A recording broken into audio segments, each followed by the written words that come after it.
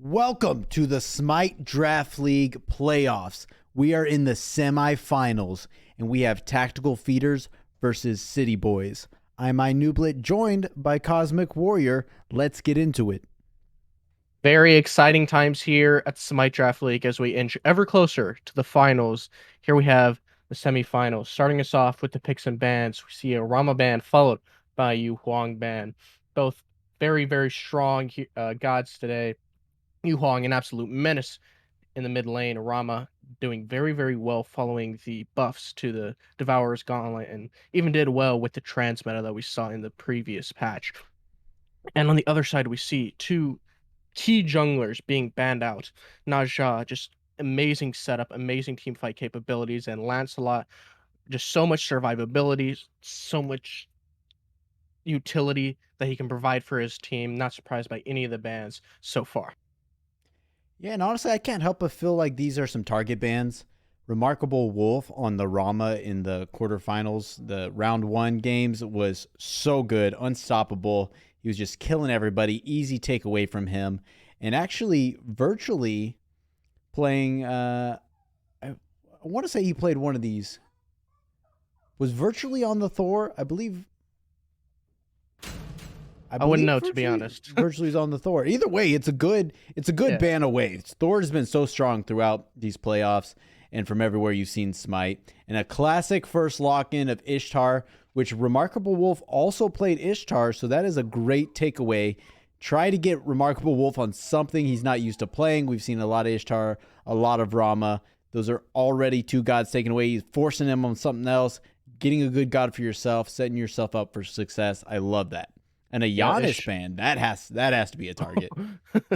yeah, definitely no way that they're just banning that one for no reason. But yeah, Ishtar, one of the best hunters in the game right now, is competing with CERN and Cupid for that spot. But after their nerfs, she may as well be the number one hunter. She has great wave clear, great late game, great objective burn, lots of CC immunity in her ult. Very hard to go wrong with Ishtar on the first pick. And a Baba Yaga, a staple of Slim the Rebels repertoire. Great lock in. Love to see him on the Baba. And Scylla, I don't think I've seen Powa on a lot of Scylla, but Powa is a great player. Has been doing a lot of work in the mid lane. I love to see him on a big burst mage like Scylla.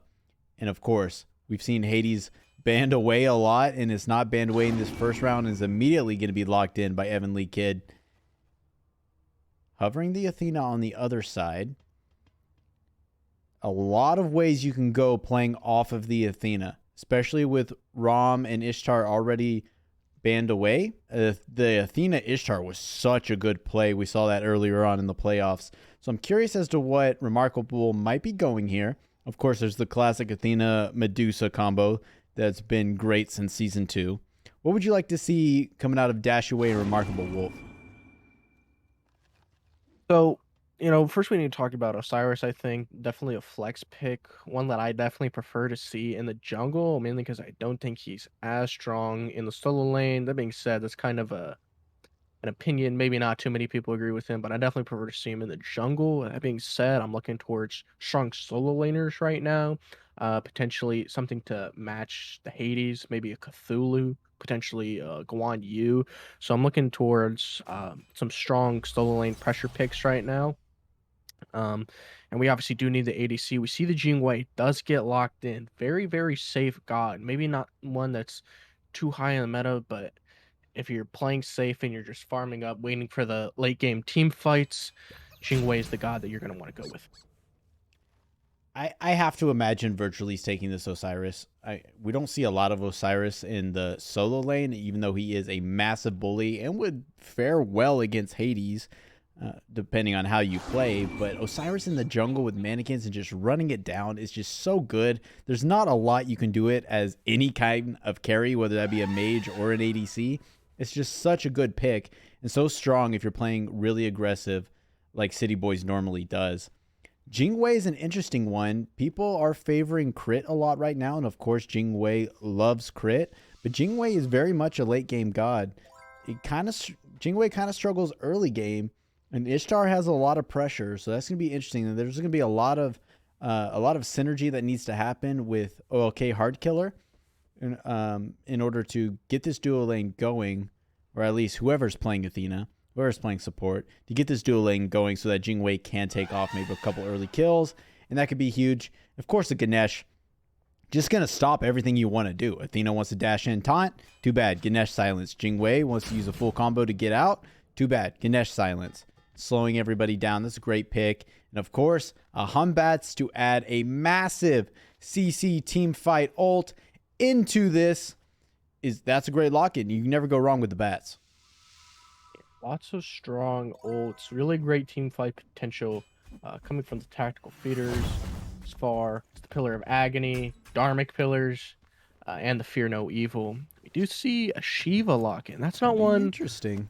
Or Shiva hover right now. Maybe it's a troll hover. Yeah. But a Guan Yu. They go for the Guan Yu, one that we've seen quite a bit more. So no surprise to see that one. We'll see if he can match up the pressure afforded by Hades in the solo lane. Yeah, I love the Guan Yu pick. You're just adding more CC immunity into this and another bully plus the heals. Guan Yu is just so strong. It's never a bad pick. Great in the solo lane. So I'd love to see that. A really good team comp coming out of City Boys. I really like it. There's a lot of potential over here on Tactical Feeders, and of course this team is so good. But as far as comps go, I'm kind of favoring City Boys here. I'm not gonna lie.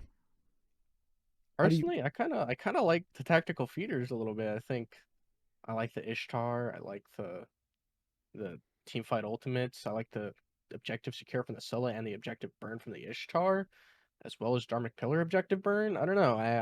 I'm liking the Tactical Feeders here. All right, we're split 1-1 here on the desk. I say City Boys. He says Tactical Feeders. Regardless, it is going to be a juggernaut matchup going into the semifinals of Game 1. Stay with us. We will be right back on the Smite Draft League.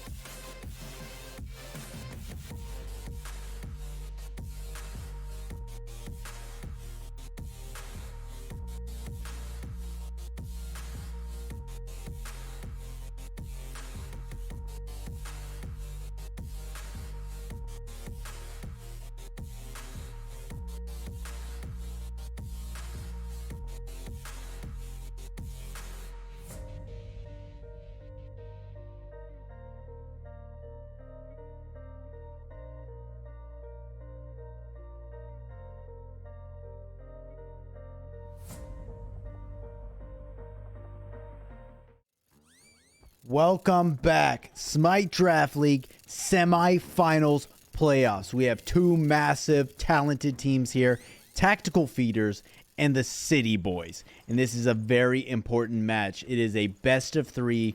Winner moves on to the finals to play the Small Town Girls, who we saw upset the crowd favorite Harbingers earlier on today.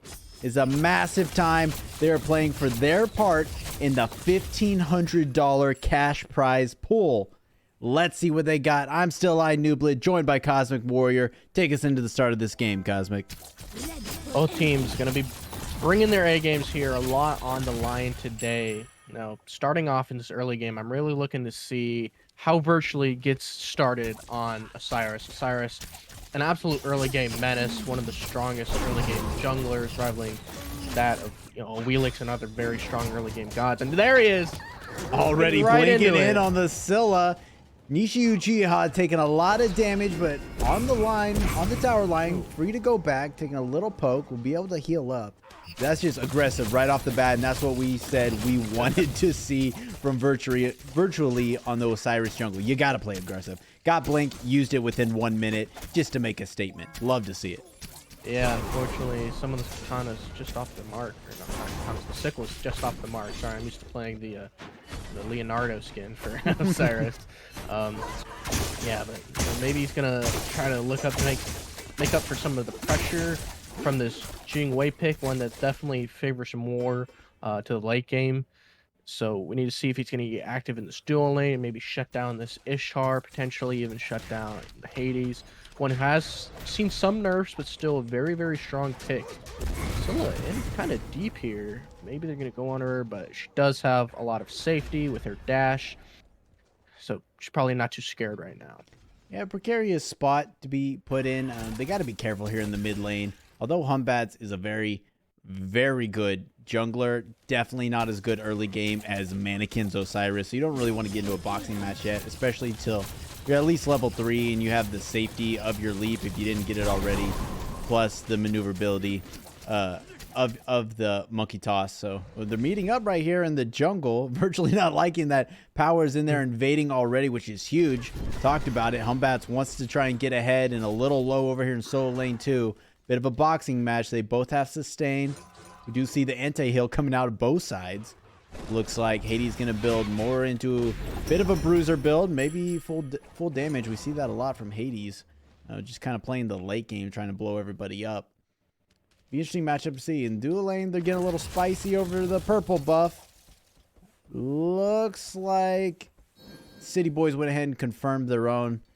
It's a huge play, just on the mental, not even the XP, just to not lose out on a camp so early in the game and give up all that territory to your opponents. Yeah, glad to see that they're not getting too punished from their Jingwei pick. We need to see how that translates into the mid and the late game. And as you're saying, Hades is just one of those little guys where you can absolutely get away with going pretty much full damage. Maybe we'll see Book of the Dead picked up. Probably get upgraded. His team to get upgraded into a Tainted Breastplate just for a little bit of extra survivability in the form of protections. But other than that, yeah, I imagine this Hades is just going to be full damage, going to be absolutely blowing up the squishies, going to get some really, really big ultimates. And we're going to see if the Guan Yu is going to be able to match that in some way. I mean, Guan Yu with the Fabulous Hoops, very, very strong item. Did see a little bit of nerf, so maybe not as favorable. So yeah, I'm keeping an eye on this solo lane. And I think Hades might fall into a bit of a trap here. Patroclus is a really, really good player, but he is a bit ahead on the Hades right now. And like we said, players love to start building full damage Hades because it feels so nice in solo lane. I would like to see him build some defense early on because teams like the City Boys play so good together. Their targeting is so good. And Hades is just a massive target. Wants to dash in, get the 5-man ult, and sitting there in the pillars as a target. If he's full damage and the whole team turns on him, he's useless. And he'll be useless the whole game. So I'd like to see some coordinating out of the City Boys, taking advantage if he doesn't build into defense early. Ooh, good. Good root crush coming out of Scylla. Power looking good on that Scylla. Like to see that continue. He chose to go with the Sands of Time starter. I've constantly voiced I'm not a big fan of that on Scylla. Just the burst damage early is so good with Conduit Gem, but to each their own. Give you cooldown, more crushes coming out. pressuring out in the solo lane here. Patroclus got to go under tower. Not going to get his own blue buff, which is huge for Hades. Look like might be building into a Book of Thoth. Not going to have a lot of mana in this early game. Is going to need it. You can see boys from Tactical Feeders coming over to help. Too little, too late.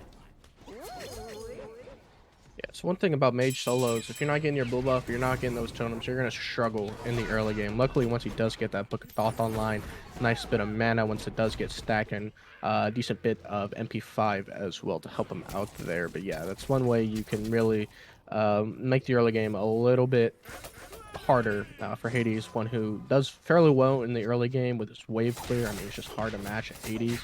So I'm really glad to see that even though virtually isn't maybe getting too many kills with this Osiris, he's going for the invades, going for the mini power plays, the mini macro. I guess that would just be micro, and just getting active, even if you can't find a lot of kills, even if there's not a lot of kill pressure across the map.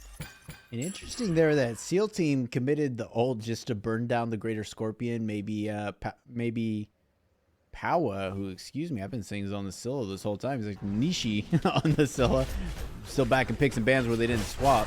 Powa on the Humbats probably just needs to get some farms, so they use the ult just to burn it down. It is on a short cooldown. Going to be back up for team fights. You can see these teams are kind of taking it slow. I mean, that might just be mutual respect with how good they have played and the rest of the season, not wanting to be the first person to misstep and give the advantage over. We're 6.5 minutes in. Usually we see a kill by now, or at least a lot of aggression from the teams. Playing it slow, and I don't mind it. Yeah, looking a lot similar to SPL games. They take it very slow. But that being said, a lot of aggression coming out of this Tactical Feeders trying to punish City Boys for taking those oracles. Not much comes of it though. Both teams just backing off, going to do their back camps, just trying to stay ahead. Ooh, that was a good juke by Nishi. Went one way, Slim tried to do the leap the other way and just skirted right back, avoided the damage. Smart. Probably wouldn't have killed, but here's the blink back in. Virtually has it up, and there is the first blood going to Virtually by way of Nishi Uchiha. Heads up play to remain in the jungle, blink back in. It was a narrow avoidance for Scylla to live the first time. Couldn't avoid the Osiris coming in. Yeah, you just can't be green like that when you have an Osiris on the enemy team with blink and mannequins. You're just going to get caught out exactly like what we saw. Wort forced out of Remarkable here, and yeah, Two that's just ults for Jingwei. it. Yeah, Got the did also Athena ult force and the Jingwei ult. Huge, honestly. Just a little aggression getting those ults. It won't be there next time. Jingwei relies so much on that ult early game to either finish the kill, chase down, or get out of dodge with the CC immunity in the big leap away. And now it is not available. I'd imagine Evan Lee Kid probably take advantage of that. A big fight here. Here comes the Patroclus ult. But Osiris had it available to get out, but Powa is right on his tail. Nishi Uchiha committed to I'm a Monster, but didn't need it.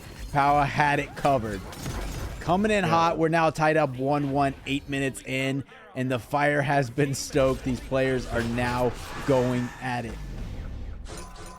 Yeah, great use of the Hunbat's teleport, chasing him down after his ult. I mean, that's one thing about Osiris ult. You know, you can either get super aggressive and go in with it, or you hop out of it. And I think maybe that's why they pick the Humbat, so they can try to chase him down if he does ult out of it. Because after he ults out, he doesn't have a lot of escapes. The only thing he has is just a bit of slow for self-peel. But I mean, when you're on that low of HP, it doesn't really matter. So yeah, great play by Powa. Didn't even have to commit the ult or anything. So I think Tactical Feeder still have a strong team fight if something comes down to it, if they want to go for this early Gold Fury, if they want to go for the Pyromancer whenever it comes up.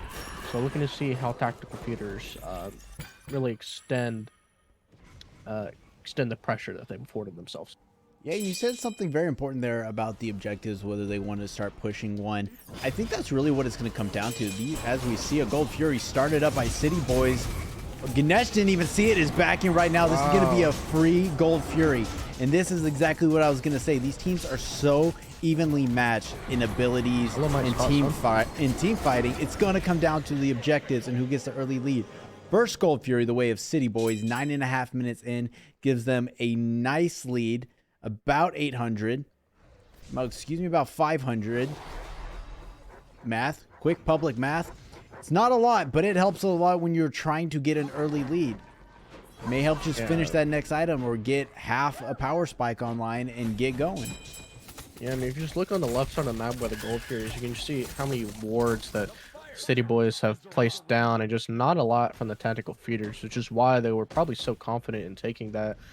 Even if it didn't work out, they would know that they were coming. They would have been able to back off or initiate onto them if that's what they had chosen to do, if they felt safe in doing so. So yeah, just great macro play by the City Boys. And tactical feeders are going to need an answer back. I mean, this is the semifinals. This is where it's all for the final match, all for the prize pool. They're going to need to be bringing their A games. They're going to have to answer back in some way. And I think that may have just came down to a lapse of communication. No one just checking their lanes, calling out where people are going. 4 people just walked out a lane and headed left. And if anybody calls that out, probably someone go, hey, they might be going to Gold Fury, and someone could at least show presence and scare them off. But it is important when they got there. They got it at 9:30. Fire Giant spawned at 10 minutes, meaning that is the big objective left on the map. And of course, the Pyromancer coupling that, which tactical feeders are going straight forward. But okay, Hard Killer is here. 2 ults committed, and it wasn't enough to burn it, but tactical feeders do still get it. Very lucky they confirmed that just off the mark of securing it, but a good answer back, and now we're back to dead even gold. Yeah, I'd like to see that I'm a monster used just for a little bit more secure as opposed to burn. Maybe he thought it would have done a little bit more damage, but until he was able to get that Book of Thoth stocked and or stacked stock. And then that Soul Gem online is gonna have to be a little bit more wise when it comes to securing that with the I'm a monster. So, but yeah, they receive the answer back by the tactical feeders. Common answer back to the gold feeders, just taking the pyro, closing the gold gap by just a little bit. But everything matters when it comes down to these types of games. Every little lead that you can afford yourself, which is maybe why we saw so much invested even into the Greater Scorpions earlier, as you had mentioned. But it's a sneaky amount of reward for your team beating those Greater Scorpions. honestly, We'll be sleeping on that a little bit. they're little mini gold fairies. That's what they are. Speaking of, assuming that Nishi does go into a Soul Gem here, as we see a little scuffle, I don't think much is going to come from it. Virtually is walking, as Osiris's do, straight at Scylla.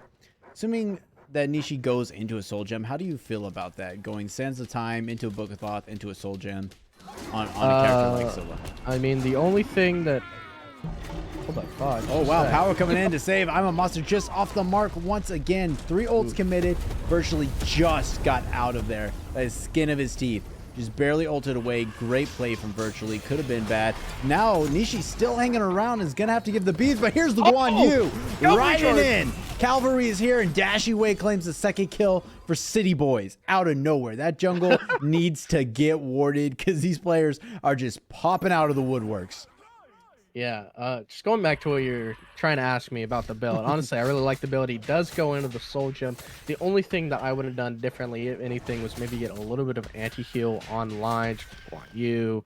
But other than that, I really like the build. I think Soul Gem is a little OP right now. I think it's very, very strong. The burst is really nice. The heal, a little bit of a sleeper healing item. I think the heal can be really good. I also really like Sands of Time, just 3 cooldown reduction. Maybe some of the itemizations that have a bit more cooldown reduction aren't the greatest. We don't see too many Chronos Pendants picked up, so I do like that. And Book of Thoth, just the go-to item right now. We do see Baba Yaga on the other side double stacking. If any god's gonna double stack, it's gonna be Baba Yaga. That's a good point. I have been adamant that I do not like Warlock staff in this meta. I didn't like it when everybody was building it in the last meta, but I'm okay with you doing it on Baba Yaga just because of the passive, how quickly you can stack it. Still not my favorite build, and it depends on where you go from there, but it makes sense. You're going to get that online right away, both Book of Thoth and that. You're going to have a huge power spike and a little more survivability, and Virtually unfazed, still walking, warding deep on 3 members of Tactical Feeders. Looks like they are setting up for a Gold Fury here. It's just about to spawn. They got the last one. They want this one. It will be a Primal. Interesting to see how both teams set up for this. Tactical Feeder's looking a little bit more aware this time. They're not going to get caught sleeping this time on that Gold Fury. They want to make sure of it. You can see them all positioning around it. Maybe gathering some of the cups in the area. But yeah, a lot of grouping on the left side of this map. Yeah, Hades even coming over. Wow, yeah. Just everyone over here. So that lots of value is important. Onto this gold. Hades does not have teleport, so Hades had to back in order to come try and make this play with the team on the left side around Gold Fury. Guan Yu can TP in if he has just upgraded in a big fight here. Virtually once again gets a get out of jail free card. Now they're going to turn their attention to Hard Killer, who's going to dash out. 4 members of City Boys kind of going back to the tier 1 here. Guan Yu has just joined the fight. Baba Yaga over by the red buff, and it started up immediately. Already the pillars have come out to try and burn this thing down, but now it's going to the other side, and ults are everywhere. It's going to be a 50-50, but tactical feeders get it, and now it's the fight afterwards. Dash Yue fighting off a bit more than he can chew, gonna back up. No kills, but a huge 50-50 split over the Gold Fury. That was a gamble, and they ended up getting it for tactical feeders. Yeah, I mean, we saw exactly what I was talking about in picks and bans. We saw the burn from the Dharmic Pillars. We saw the burn from the Ishtar with this crit, with the little shotgun mode. I don't know what else to call it. And then we saw the secure from the Scylla. I mean, that's what I think that's what they drafted for. So much burn, you know, objectives being so important in these high levels of gameplay. And as we near closer and closer to the finals, teams are taking that kind of thing very, very seriously. So yeah, good play by the tactical feeders. Maybe it was a little bit close. A lot of brawling that happened, a lot of ults expended. But we see Pyro getting pulled, maybe not quite, maybe baiting a Pyro pull. We see a lot of grouping on the right side of the map. We just saw all the grouping on the left side of the map. Looks like they just want to, you know, play it safe, go for the squirp. Dharmic Pillars. Looks like Ganesh might have stolen that. No, he didn't. He didn't. The City Boys got it. City Boys got it. Yeah. So here's something that if City Boys, as Nishi's sitting on a ward here, might be in danger if some people walk over. If City Boys are recognizing what's happening at these objectives and the fact that pillars are trying to burn it right away, every time Nishi's using I'm a Monster to secure it, I've been a little bit off the mark. It's been 50-50, but they're committing 2 to 3 ults every time they go on these objectives. City Boys recognize that and just push the fight right around when they're trying to secure. You're gonna win that fight because they're committing so much onto this Gold Fury and not using it on the players. It was pretty low health bars there back and forth, but I think that might be a spot where they can take advantage and win a fight afterwards. Then the Gold Fury doesn't matter, as we see Pyromancer go to City Boys, just keeping this gold even. 3 people jumping onto Virtual. He's going to go away, dash away, goes into the ult, and Patrocles is very low. Remember, there is no defense on his side. Dash away caught in the middle of the pillars. Gonna get brutalized by Power, just swinging away at him. He's trying to walk away. Virtually in a bad spot. Now does not have ult as Evan Lee is trying to cut him down, and SEAL Team caught out a little bit. A good ult from Evan Lee to try and save him. Didn't work. Slim goes up in the ult. Remarkable Wolf gets Patrocles. Patrocles did claim 1 before he died, and now it is a 3-on-3 despite everything that's been happening. We're still in a fight. Jingwei goes up. Doesn't claim anybody with it. Everybody pretty unhealthy. This fight could go either way, and they're going to decide to just take the split W and let him go. Power trying to chase down just a little bit, but that hurts. That double stack hurts from Baba Yaga. Don't want to walk into that anymore. I mean, we saw a 2-for-2 trade. City Boys did secure the Pyro, so bit of a W for them there, just overall. But I mean, that's just showing like just how even these teams tend to be. You know, objectives going to either side, team fights being really even. But just going back on what you said about the ultimate usage, I mean, you're right. The tactical feeders are committing so many ults to these objectives, and City Boys just run it down, which is kind of like comp they tend to have with this Guan Yu and Osiris. Maybe not so much with the Jingwei, but I mean, Athena ult going in on a cavalry charge or something, just punishing them for using their ult so just freely for these objectives. City Boys might just come ahead even if they do end up losing the objectives. So yeah, we really need to see a little bit more activity following these. We did see a very, very long, drawn-out fight after Pyro, but that was the Pyro the City Boys took. So yeah, we're going to need to see if they're going to be able to do something like that. Let's see if Virtually jumps onto Power here, who already used his leap. Virtually still has his ultimate. The slows on slows, just chunking away at Powers, trying to get under the T2. Virtually is not going to commit, and now is going to run into 3 members of Tactical Feeders who are counter-engaging. The big fight here. I'm a Monster almost hit 2. Virtually and Dash Away have to get out of there. Okay, Hard Killer's here just to be a sacrifice and taunt them right back to him, and he's gonna fall to Nishi. 4-4, almost 20 minutes in. People getting more aggressive, but the players are here to play and are making the counter engagements perfectly. See someone in trouble, they're there, and they're starting up a fire giant. Yeah, Slim the Rebel is here. Slim the Rebel does have ult already up in it. There's going to be a lot of damage taken here. Can they get Slim and continue on this path they want? An aggressive dash in from Nishi, but straight into a virtually. Already Aegis there, and off the screen is a solo kill for Remarkable Wolf, who finally woke up and is in this game and doing what Remarkable Wolf does best. Yeah, I mean, this is just Jingwei in the late game, you know, has a lot of crit online, almost has the Deathbringer online. So Jingwei is going to start chunking damage, going to be able to match some of the pressure by the Ishtar. And as we saw there, you know, he soloed the Ishtar. You know, following that Fire Giant pull, they only had 1 kill, but they did have 2 like technical knockouts. But they also used every single one of their ults. Like they had 0 ults going into that Fire Giant pull, so it wasn't the smartest. Maybe they were just seeing if they could get it for free. It might have been a bait. We don't really know. Force out the Baba Yaga ult. And Onigiri started up here. Powa, the only one in range to get there just in time. We'll see if he gets it as another fight's happening over there. There's the Fear No Evil. It's 1 hit. City Boys confirm it. Powa gets out, but it was a valiant effort. Dash away taking on SEAL Team and Patrocles. Nothing going to come from that. Again, just not... I mean, I think they had awareness that time that Gold Fury was happening, but just no one in position to do anything about it. The rotations are just too good, and the objective calls for when to start them up are really good from City Boys right now. Yeah, it really just smart macro play, understanding maybe where they are. They have, you know, some wards on the right side of the map. They knew they were around that Fire Giant, knew that they were, you know, wanting to bait it, wanting to take it. Just doing a lot on the right side of the map. So they said, hey, let's just go over to the Gold Fury. I mean, it's free. I don't think they're going to be able to do the Fire Giant in time. They didn't commit everyone onto the Gold Fury. They still had Dashi to try to contest if they would go onto it. So, yeah, I think that was just really smart macro by the City Boys. What I wanted to say before all that fight started is a couple fights ago, that big one on the right and bottom right of the map, the #1 person that benefited was Remarkable Wolf. He was playing a quiet game, as you do early game Jingwei. There's not a lot you can do. Got a couple crit items online, or maybe just 1, and got 2 kills out of that engagement to then get Wind Demon online. And now you've just skyrocketed an early game Jingwei straight to late game Jingwei, and it's made a massive difference. He gets the solo kill and is gonna, I imagine, continue to go on a rampage as Remarkable Wolf does. The Fire Giant started up here. It's gonna be a 50-50.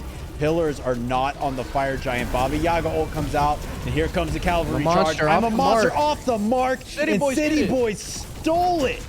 Oh, that's tragic. What a call from Tactical Feeders to just blunder right in front of City Boys, giving them advantage. And now 4 people are dead, and Powa is the only one left, staring down 4 members of City Boys. They tried it. They wanted the 50-50. It felt good, and it didn't work out. And now City Boys in the driver's seat, tearing down towers. I mean, the Tactical Feeders, they drafted their comp for, like, objective wise. At least that's what I can see out of it. You know, they have so much burn, and they have the secure with the I'm a monster, but if you're not properly securing with it, then what is the point? Like, you're not receiving any value out of it, because you're committing the ult towards it. You're not using it on the players, but if you're just missing it and not getting it, then something needs to change. I mean, and honestly, it might come down to this build path from Scylla. It's not the worst build path I've ever seen. I can see how it works, but it's not going to give you that giant burst damage you're used to seeing from Scylla. You're going into cooldown, almost no pen, into a Polynomicon. That's not going to help you on I'm a Monster. You got a lot of power, but not a lot of pen, and you're not going to do much shredding. And if you want that I'm a Monster to hit, you got to have something online that's going to do it. And this is a slow build path to get there. Imagine finish with something like a Deso, maybe go into the Divine. And if you're forced into the Divine with all the healing, you're not going to be hitting as hard as you would. Hopefully finishes in something like a Soul Reaver, but it's just, you're not used to that damage, and you can't know. You can't know exactly how much you're going to put out on that, but the Pillars committed elsewhere to keep people at bay, but you're not going to stop the CC immunity from charging in. It's just, they tried it. It didn't work out. It's put the City Boys in a really good spot with a Phoenix down now on the right side. It's just a tough call, but it's a call they made, and they stuck to their guns. Yep, I agree. I think Scylla has just not enough penetration, as you were saying. We see the Karen's coin on the other side by the Baba Yaga. I think that's a really good item, since they nerfed Obsidian Shard, so people are preferring to pick that one up for their percent penetration. It does have 20% pen on it, quite a lot of percent pen. Not to mention the passive is just a really fun passive. You know, getting a lot of movement speed. Something I'm sure Baba Yaga doesn't hate too much, especially uh, given that you want to be a little bit more mobile in your ult, so you can get a little bit more damage off. So yeah, I think Scylla's just lacking a lot of penetration right now. See a bit of flat pen. I don't think Soul Gem has any. Maybe it has 10% pen. Not 100% sure, but yeah, it doesn't seem like this was much of a Polynomicon game. I mean, Scylla is a really good user of Poly. That's mainly for team fights, but it doesn't seem like there's like a ton of team fight that has been happening. It's more about the objective play. Hmm. All of the team fights that have happened have been around objectives, which is like pretty much what goes on in these, you know, competitive games. So yeah, it seems like we could have just seen a lot better of a build coming from the Scylla, unfortunately. And I think something Tactical Feeders could be doing this game is they built their team comp around objective secure, but their team comp is actually amazing. It's hands down the better team fight team comp. City Yeah. Boys is very single target. Virtually is going to stick on 1-2 people. Dash Away is going to ult in on a couple people. You're going to get a taunt out. Okay, Remarkable Wolf going to be hitting 1 or 2 people at a time. You can hit so many people with every part of your kit on Tactical Feeders. I would love to see them bluff an objective like they're going to go for it and immediately all turn and use their full kits on the team. And I think they win that team fight instead of using I'm a Monster completely on the objective, using pillars to keep people away or putting it on the objective. You come in with a Humbats ult, a Hades ult, and I'm a Monster on a couple people. That's game over. You're winning that fight.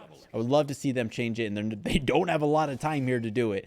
Already pressure with the Fire Minions on the right side. Objectives keep going the way of City Boys. I don't even know if they're going to have a chance to stand at another objective, but I would love to see them use their comps for a team fight and use them in unison. And I think it would easily win this game. Yeah, I completely agree. I mean, you know, I mentioned so much about the objective to secure, but you're right. I mean, Fear No Evil, Pillars of Agony, I'm a Monster, just incredible, incredible team fight ultimates. I mean, even if you do like use all those ults on the team fight, say Scylla gets a kill with I'm a Monster, she can also use that on the Fire Giant if Yeah, that's they true. decide to turn around onto it, or That's some big brain use macro plays right there. Get the reset and then secure the objective.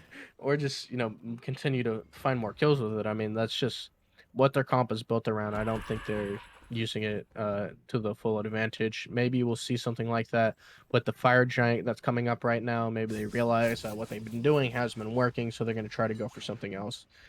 But that's all to be found out in this next team fight right now. Now, all things considered, they had the right side Phoenix down, which if you're going to have any Phoenix down is the best one because now they can defend that lane and defend the Fire Giant. Did see Scylla first buy Spear of Deso and then sell it for Obshard. Interesting path. I think there's benefits to either. Obviously, if you want to go percent pen over flat pen, but I think the flat pen in Deso would work really well here. Plus, it would give you 10% cooldown, which 10%, and then you'd be maxing out cooldown, and you hit a lot of crushes here and there, depending on what you go with your starter item. Either way, Scylla's going to be in a good spot now with that Obshard. Going to be hitting a little harder. I'd like to see geared more towards the fights, and it looks like we're going to do a little bit of Fire Giant stance here. See who initiates it. SEAL team has been initiating a lot. See if he'll play a back foot here and let them initiate or take the fight to him and just decide it right now.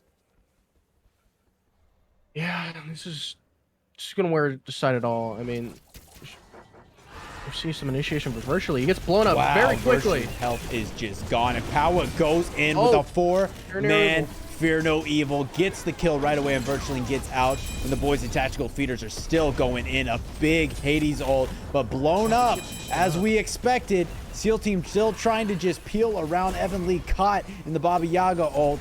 Nishi just being able to get out, dodges the Jing Wei ult a little bit. Crush is going to hit 3, not do enough. Taunted back in. Nishi is dead. Power just trying to survive, and SEAL team just trying to play possum. Maybe follow me over here, but they're going to leave him alone and go right back to Fire Giant, which in 45 seconds will be EFG. Do you think they wait around for it, or do you think they confirm it here? Kind of looks like they're going to confirm it. I mean, there are some members of the Tactical Feeder still waiting on standby.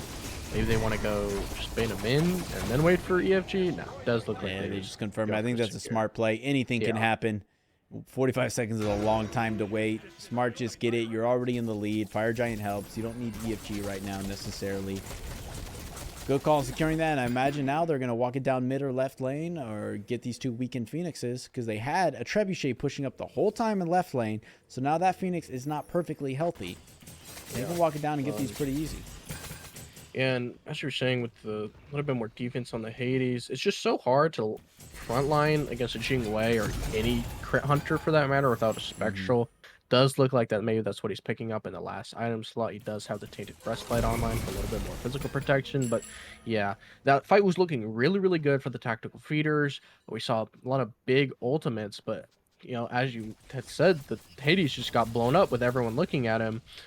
Powell was already TKO'd in that fight. He already used his ultimate. He was able to secure the kill onto Virtually, so it wasn't for nothing, but just without that survivability, there's just not a lot that Hades is going to be able to do. I mean, it was exactly like you said in the early game.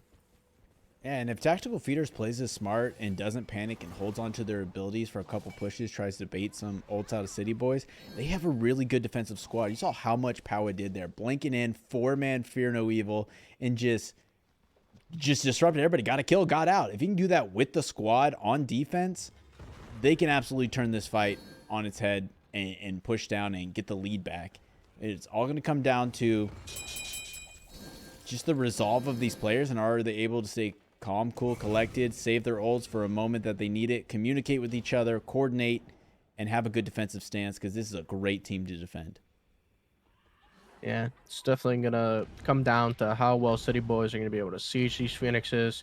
Our tactical feeders are going to be able to defend the birds, able to, just wait for them to try to push in if they're going to be able to deal with that. I thought that was Trebuchet at first. That is just Baba Yaga house. My bad. Same thing. Look at this. Virtually's actually pulling away 2 to 3 members of tactical feeders at a time just by standing at the Phoenix. Leave Power over there or commit Patrocles maybe over there, because Power is going to be so useful in this siege.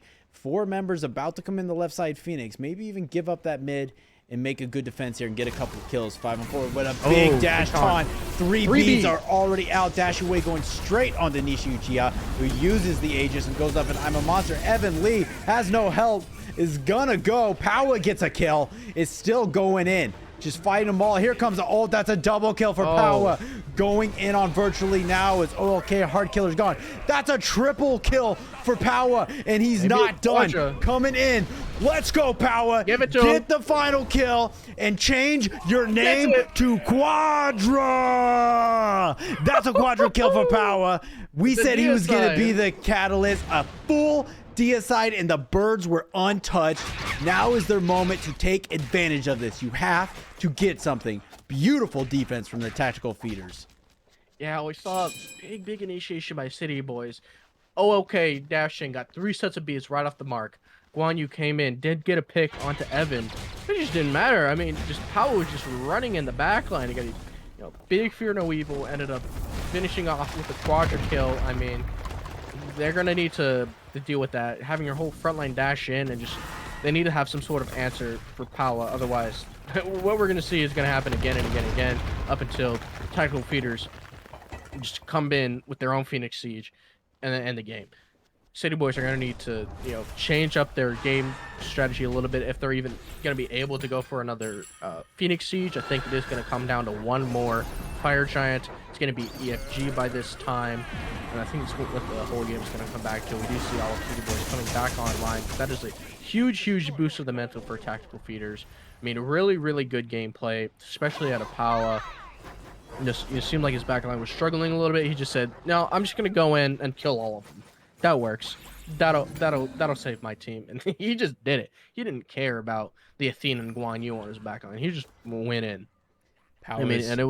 He's such a phenomenal player, and that's exactly what they needed, and I expect nothing from anyone else. He is 8-0-3 despite the team being down this whole time. 8 of the 11 kills have come from the jungler, and he's doing such a good job. But can he do it again? There might need another one. They might need to win this fight at Fire Giant. I think maybe City Boys' targeting was a little bit off the mark. They were thinking, hey, we got to go in. We got to get these squishies. But no one thought about Power coming in and just killing everybody. You got to deal with him. He's 8-0. SEAL team got caught out here and is gonna Oh fall. I'm no. a monster popped instinctively, Oh immediately gonna no. cancel. That's now your front line's gone and a huge, two huge ultimates. Evan Lee had to use it too. That's one of the traps that you get in being a good teammate. Sometimes you gotta let the support just die and say, hey bud, you were up too far, we gotta let you go, we gotta hold on to our ultimates. But they're not gonna stop, they're gonna commit. Patrick Lees goes in alone. Fire Giant is being burned down. He has a tactical feeders get the Fire Giant, but can they survive here? Slim the Rebel got a double kill. Evan Lee just trying to survive, the only member of the team, and Slim gets a triple kill. They came in and they got the Fire Giant, but was it worth it? Because now they're walking down into your Titan room. 20 seconds till seals back up. 40 seconds till anybody who can do damage is up. They are going to walk it right in and be up 1-0 of the semifinals match. Here it is, taking on the Titan. Seal, just stay in Fountain, buddy. There's nothing you can do but watch the fireworks. A quarter HP on the Titan. And City Boys take the first game against the Tactical Feeders in the semifinals, one step closer to the final matchup against the Small Town Girls. Yeah, I mean that team fight was just really unfortunate for the tactical feeders. Their support died initially. They forced or they didn't really force out. It just was very unfortunate. Scylla ult was just used like that. Had to cancel it right away. They didn't have it for the team fight. We saw a big blink in by pow up. Fear no evil. Unfortunately, they just beats it, and he did get shut down very quickly. So yeah, it was just a really good fight by the City Boys there at the end. It didn't even matter that they lost the EFG. They didn't care. They killed 5 and they just ran it down. It's a beautiful, phenomenal play. And of course, the one time Power dies is the time they lose the match. Such good effort from Tactical Feeders, but such strong playing from City Boys. They're hungry and they want to take down this Juggernaut team and move on to the finals. But that's only game one. It's still a best of 3. Anything can happen in game 2. Will City Boys close it out and send Tactical Feeders packing, or Tactical Feeders come right back and send us to a game 3? We'll find out here shortly. We'll see you in picks and bans of game number 2.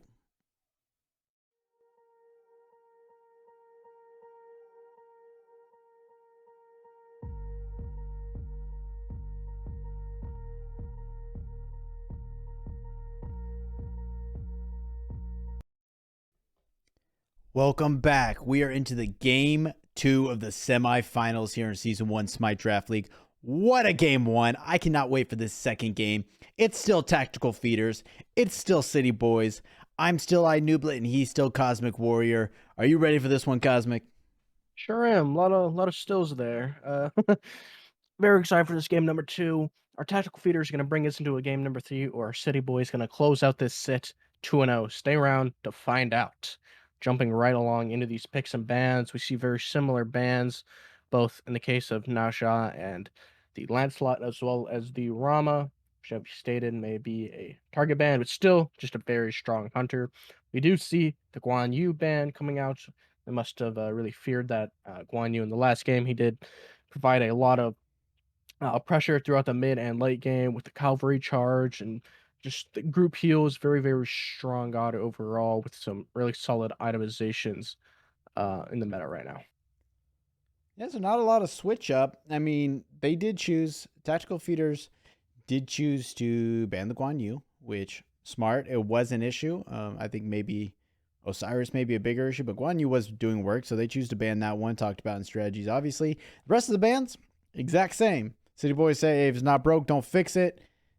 They're comfortable with still banning Lancelot and Neja, and Tactical Feeders still don't want to see Yu Huang anywhere in this game.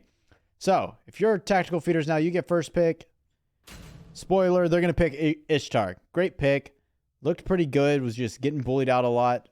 And then virtually automatically locks in the Thor because it's not banned this time. Thor is so prominent right now and it's so good. He's going to take that one for himself and pair it up with the Athena, which was great. Hardkiller was getting so many good taunts that whole time. Just 3-man taunts. Beads burned. Working great. Love it. So they're just going to run it back. Absolutely. I mean, Thor's such a good pick. Probably will be ran in jungle, but for some reason, some comp wise, they decide to put it in the solo lane. Maybe we'll see that. On the other side, we do see the Hades running back again. I don't think the Hades was that terrible of a pick, even though it wasn't able to provide too much pressure. I think he just needs to re-atomize a little bit better. Maybe get some more protections a little early on, provide a little bit more value in the team fight as opposed to the traditional all power type Hades that we see, and the one that we saw in the last game. We do see Niche picking the Baba Yaga. We saw that being used, or a lot Yeah, of Slim value the coming Rebel out of was playing it. it last time. Took Yeah, it we away saw from him, Slim. Yeah, which is smart. just Like I said, Slim, very well known for a good Baba Yaga. I've been watching him play Baba Yaga all season. It's so good. Take it away, put it on your team. Wasn't doing bad. Nishi wasn't doing bad on the Scylla, but we beat that one to death. We talked about it so much. mm, Swap it up, get Slim the Rebel on something else, and take a good, strong guy with the big team fight presence for yourself.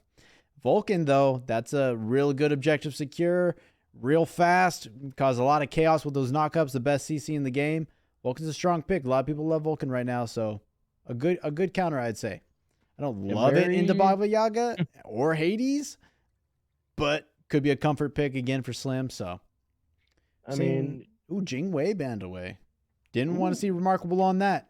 hmm, yeah, most valued a lot. I mean, we saw, some of the even the earlier team fights before Jingwei might have been at her full potential. She was putting in so much work, a lot of value, a lot of damage that really just accelerated it, and they don't want to have to deal with that one again. So they're just getting rid of it. Talking about that Vulcan you had just mentioned. I mean, Vulcan's just one of the best mid lane gods right now. Really, really strong ultimate, great for team fights, great for objectives, and just really, really good early lane clear with his backfire and the meatball. On the other side, we see a Fenrir ban. That one was a little interesting. I'm assuming that's more of a target ban, just because Fenrir a little lacking currently right now in the meta. Not definitely not a top assassin like some of these other bans and picks like Thor. Um, so yeah, on the other side, we also see it followed up by a Charybdis pick. We did see that last ban as well. So a lot of target bans towards the ADC. So they're definitely putting Thanatos. a lot of value on that one. So some interesting things happening here. They're banning out Remarkable Wolf, who's then, I assume, going to play the Heimdall, which I think I've seen a little bit on the Heimdall. Not bad. Haiti, the Fenrir ban, curious. Must just be a niche thing. No power plays a good Fenrir, probably. You got a lot of CC immunity right now in your team to negate Fenrir. Vulcan does struggle into Fenrir, but curious that they didn't ban the Humbats after what Power just did on That's Humbats. true. And That's he really chose to true. not run it back. But like I said, a lot of CC immunity over there. It'd be tough. Kabrakan locked in and Ratataskir hovered. This could be interesting because this could be a huge flex. Hades, Rat, and Kabrakan can all go solo. Rat and Kabrakan could easily go jungle or support. Very Yeah. interesting what goes here. It is locked in. We'll see what happens when they turn him around and then Remarkable Wolf. Assume not for him. Hovering the Cerberus. Just another big presence, but eventually going to settle on the Kokolin. So these are Mm. your teams. Will it get City Boys what they need to take them into the finals, or has this been the draft the tactical feeders needed to bring it to a game 3? I cannot wait to see it. We will see you in shortly in game number 2.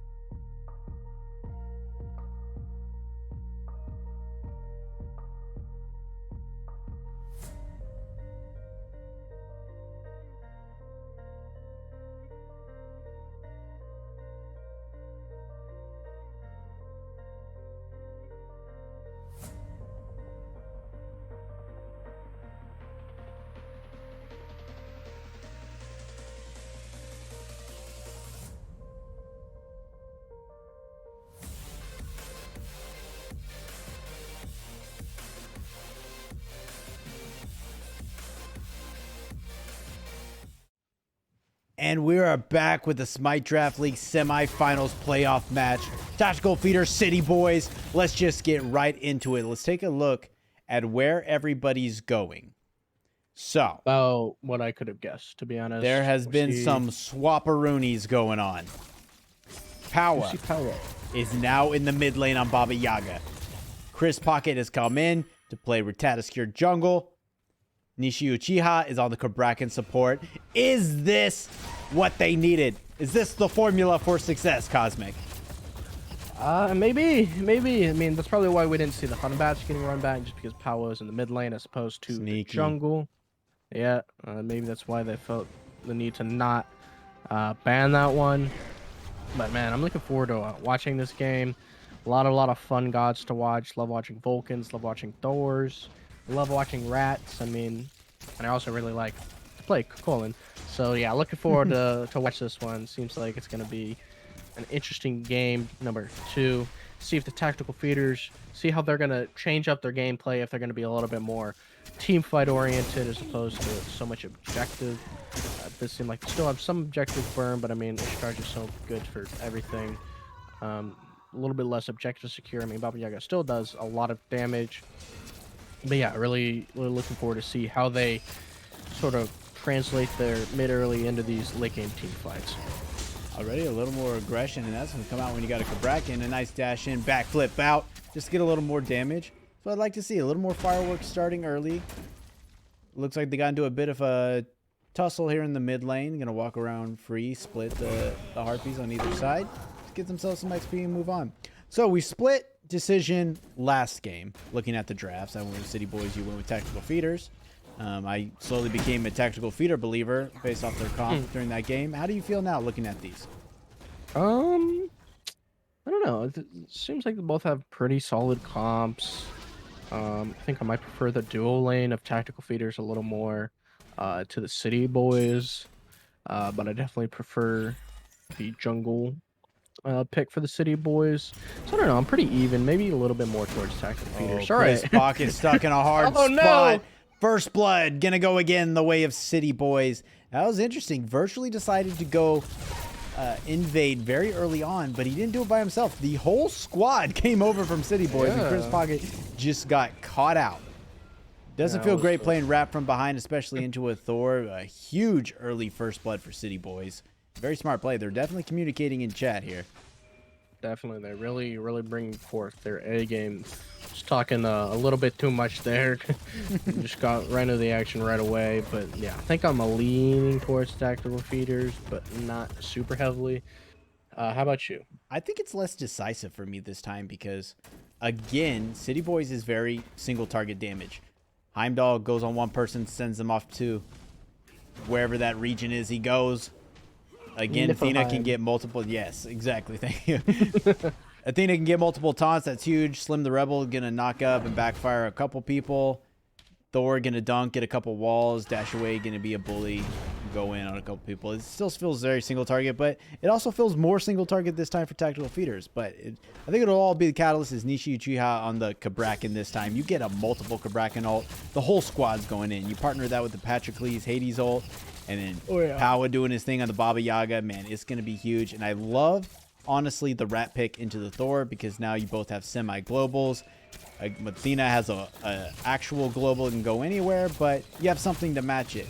And I think Chris Pocket probably played real aggressive on this rat despite getting caught out. And I think I probably edged a little bit towards Tactical Feeders, but honestly, after that last game, I don't know. It's just 10 outstanding players on the field right now, and anything can happen. It's going to come down to how these guys actually play, not so much the comps. Yeah, honestly, I think what I'm looking more towards in the late game is how much value each mid laner is getting out of. I mean, we see so much from the Vulcans. Virtually forced out, but then Rat goes in and virtually can't get to the sky in time, and Power's going to claim up that one, but almost the exact same situation that happened before. Virtually goes to invade again, but this time, instead of the Chaos side showing up, the Order side showed up. You only get one hammer toss, and then a rattle drops on you. Fantastic plays, heads up. They got wards out there. Say, fool me once, you're not going to fool me again, virtually. Come back to this jungle, see what happens. Good answer back. 5 minutes in, already more kills than we saw, I think, 8 minutes in of the last game. They're hungry.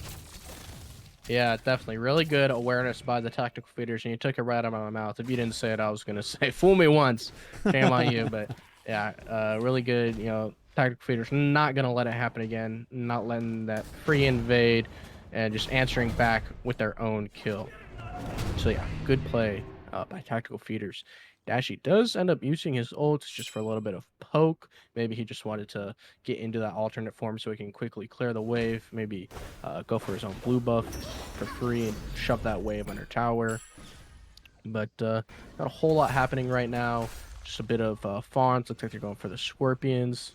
By City Boys, tactical feeders also look like they're going for their scorpions. So, good micro by each team, securing those little mini objectives that can really boost you into the mid and late game and give yourself a bit of an advantage over the other team. So yeah, good play by both teams, I think. Looking at the builds here, very mirrored builds coming out of most of them. Even down to the starter items, the solo laners with the same starter items they had last time. Kukulkan already built straight into defense, has a full item finish. Hades just finished Book of Thoth, still choosing to go damage route, but I guess if you can't beat Kukulkan with, I mean, you can't get defense and still square up with a Kukulkan. It's not going to happen. Might as well try and burst them down. Interesting builds coming out of them. And then, of course, Rat and Thor are going to be different when you get the Acorn online, but very similar trains of thought as Rat's already going to the sky. Chris Pocket looking for something, a remarkable wolf here. Careful, could be slippery. Chris Pocket actually gets stuck in the Kabrakan hole and is going to fall to tower, claimed the way by remarkable wolf. And now Nishi Uchiha is trying to get out. Pop shell.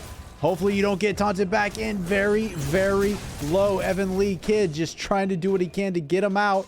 Actually going to make it back to tower. I don't think dash taunt's up for okay. Playing a dangerous game of lazy back in here on the tower, but doesn't look like City Boys want it. A real good thought, but honestly, 7 minutes in, you're all level 6. Pretty tough to dive someone in a T1. And look what's being started up. 7 minutes in, City Boys are starting a Gold Fury. It was 9.5 last time they got it, virtually distracting everybody. Blame Bossum over here the red buff, but they're all getting Gold Fury, but Evan Lee Kid is walking over, slowly followed by the rest of tactical feeders. Okay, he's real low. Here comes the Earthshaker, and it's going to confirm it for City Boys. Virtually going to clean up a kill, too. Okay, Hard Killer. So very low to the sky goes virtually. Looking for anything. Probably just going to get out. That would be the smart play. Does get out on the red buff. Chris Pocket looking to be a little nuisance here. Maybe try and steal away the red buff. Or at least. Nope. A little bit of poke. Should have a hammer toss up here soon. Should be free.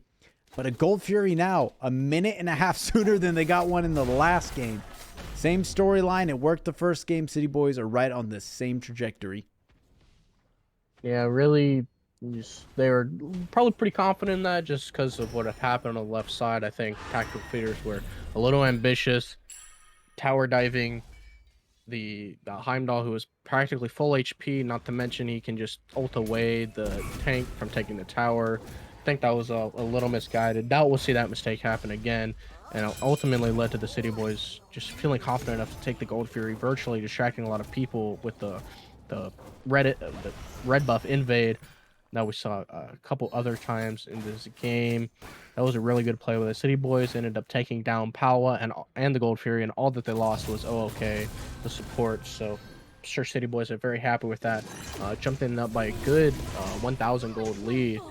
We're seeing it, translated into really aggressive invades. But maybe tactical feeders have the answer back. Right here. Here comes the Vulcan. Oh, hits Evan Lee Kid. Not for a lot at this stage. Evan Lee Kid did commit his ult in order to confirm the purple buff. So not much he can do here off the fight. Bit of trades of ults and everybody going to go their separate way. But good seeing. Look at Virtually sitting at the red buff. Jeez. Good wall. Gets bees from power. But now you got to fight Anishi Uchiha on top of you. And you already used Hammer Toss. Just going to use the Quakes real quick. Keep them around. Going to run into a Chris Pocket. Beads already used. About a quarter health. Hammer Toss out. It's a free escape. And Athena ult going to come on top of Virtually. Did get the beads out of Power, but did unfortunately have to use his own beads when 2 more people had rotated into that. And they did get the Athena ult. So maybe not super great for the City Boys. He did almost get Power, but he was pretty safe. Ultimately with Nishi right there to peel for him. So it was a fun, cheeky little play by Virtually, but doesn't get too much from it. Ooh, Patroclus dashing back in, super low, gets ulted. Gonna get a baby heal off, and actually he's pulling Dashaway back into the tower. Took 2 tower shots, and oh, how the turntables.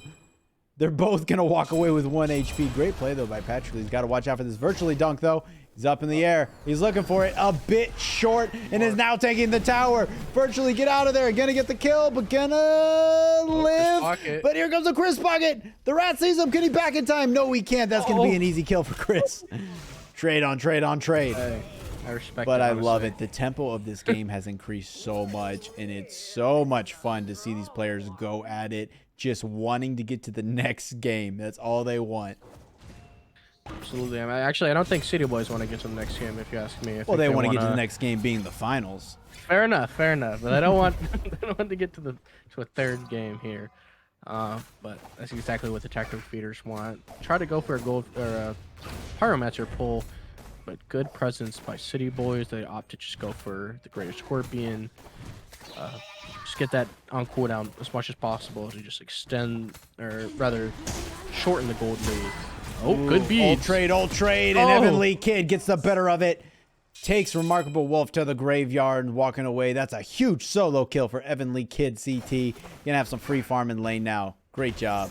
Yeah, looking like they had a lot of pressure on the left lane. They're invading that purple buff. They have a ward on it so much, so I'm glad Evan Lee is able to shut down Remarkable. He was 2-1, so decent, or he was 2-0, now 2-1. Big invade by Virtually.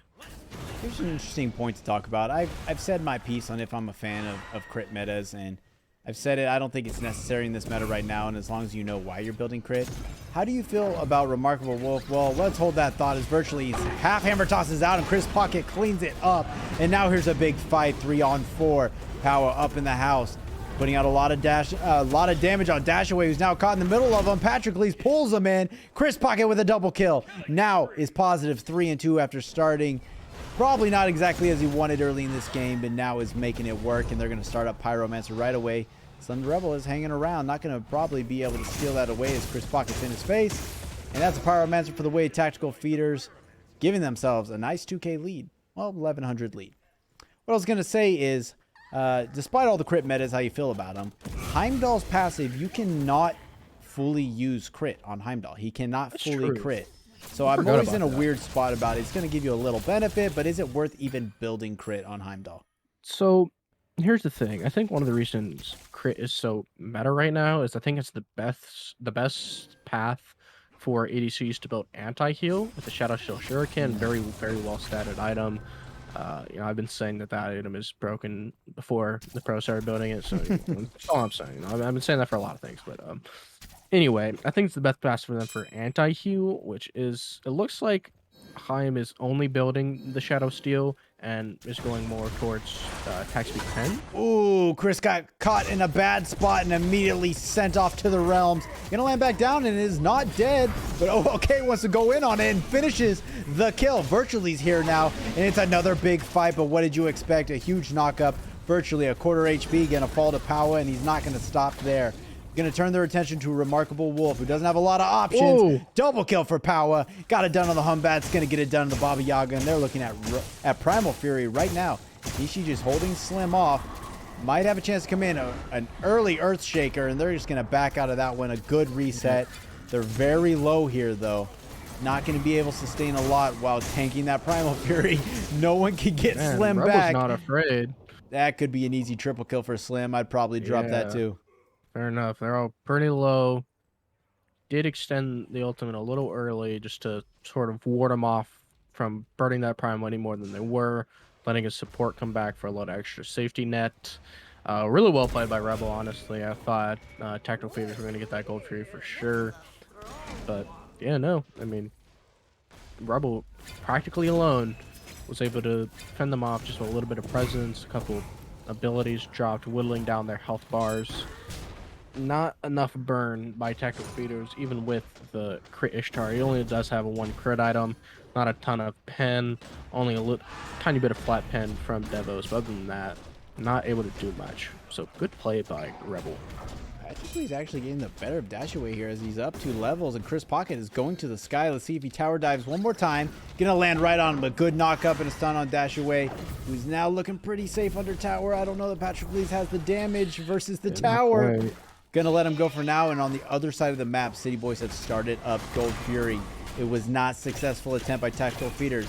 Evan Lee is here as virtually drops onto power and is doing good damage. Tactical Feeders get the Primal Fury, and Power turns it onto virtually with some help from the squad. They get the Gold Fury and they kill him virtually. That is what Tactical Feeders needed to do. Virtually maybe being a little ambitious. He's now 2-5. Not a great KD. Not where you really want to be at on this Thor. I mean, honestly, you know, at first I was like, oh, City Boy is gonna probably get this Gold Fury, but then I was like, oh, you know, Power's gonna come in and ult.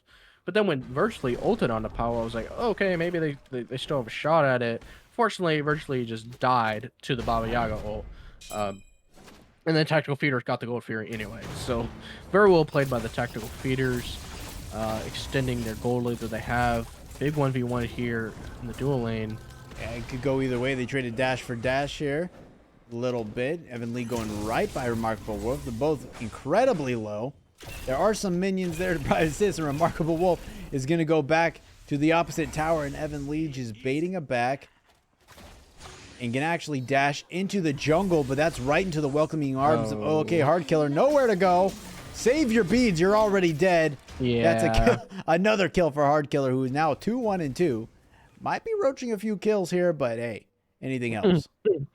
Yeah, out of the frying pan and into the fire with Evan Lee. And that was a very precarious position to be in. Honestly, I was just waiting for someone to rotate into him, given that he was on the opposite side of his tower and his base. And unfortunately, none of his teammates were coming to his own aid. So yeah, good rotate out of OK. Didn't even have to use the ult. I think it would have been a pretty good ult, but then again, maybe not, because just the positioning just kind of sandwiched Evan Lee into there, as opposed to both of you being in the same spot and letting him just run into the jungle. So yeah, really, really smart plays by OK. Saves the ult and ultimately ends in a better position for him. Nishi does get his bubble popped there by the knockup. Yeah, that's going to be a kind of an all-day thing. Real easy to pop that with a taunt or with the knockup or a wall or really anything, but it helps if you're not getting pulled in. But now does get pulled in straight into a wall, but Chris Pocket is there to provide some damage. Nishi going to eat an Earthshaker, and he disappears. Chris Pocket goes straight up and down into the fight, and it's a bit of a split fight here. Everybody all over the map. Heavenly popped. Patrick Lee's trying to pull in two. Gonna think better of it. Okay, going in, but here's virtually in the sky. Gonna land in a big two-man ult. Huge dunk. Now one gets sent off into the realms, and Patrick Lee's falls to Remarkable Wolf. And that's a double when he comes back in, claiming Evan Lee.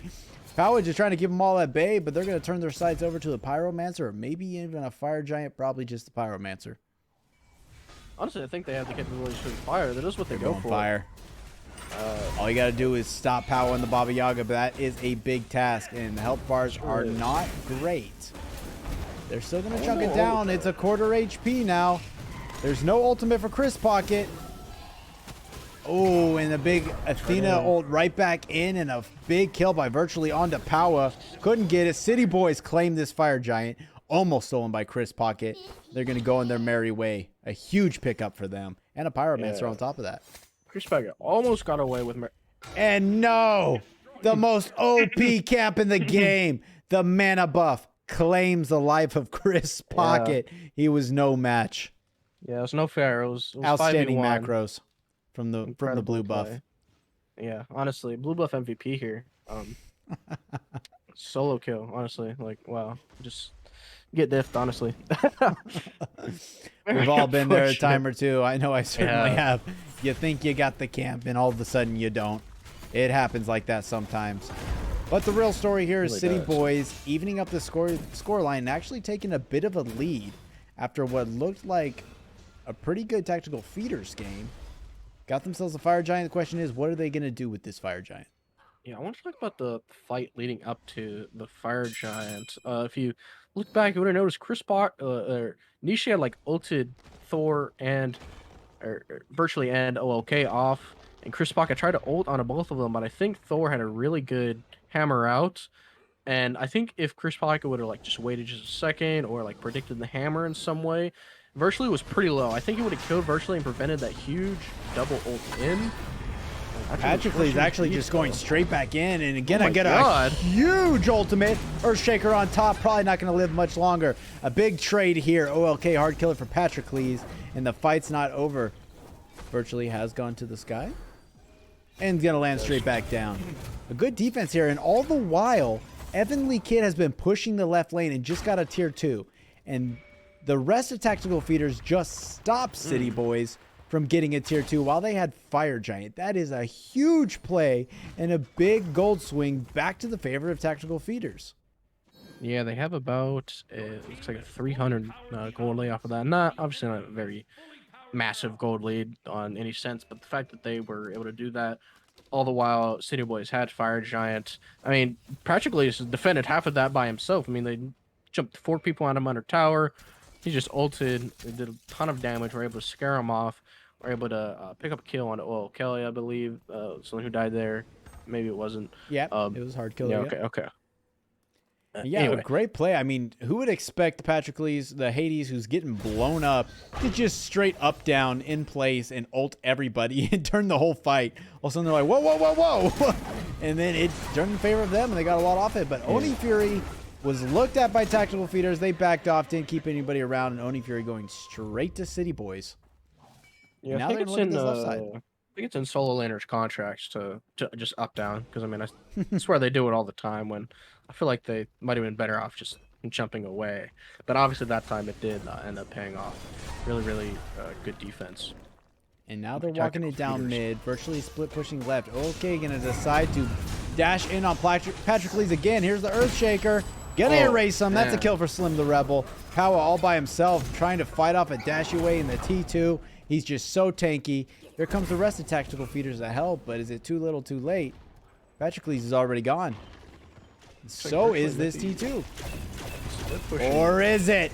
Oh, okay, hard killer gonna fall to Nishi Uchiha. Looking for Remarkable Wolf now. A big ultimate out of Evan Lee Kid, who gets one on Remarkable Wolf. And now it is City Boys running for their lives. But you can't outrun the Rat ult. He's going to come down right on top. Not on top of Slim because he was already deleted. Goes down on top of Dashaway. Now they're sieging the tower. And Dashaway gets cleaned up. From downtown, Powa gets the double kill. And now what surely looked like City Boys were going to push down a Phoenix has gone the way of Tactical Feeders getting a T1 and potentially a T2.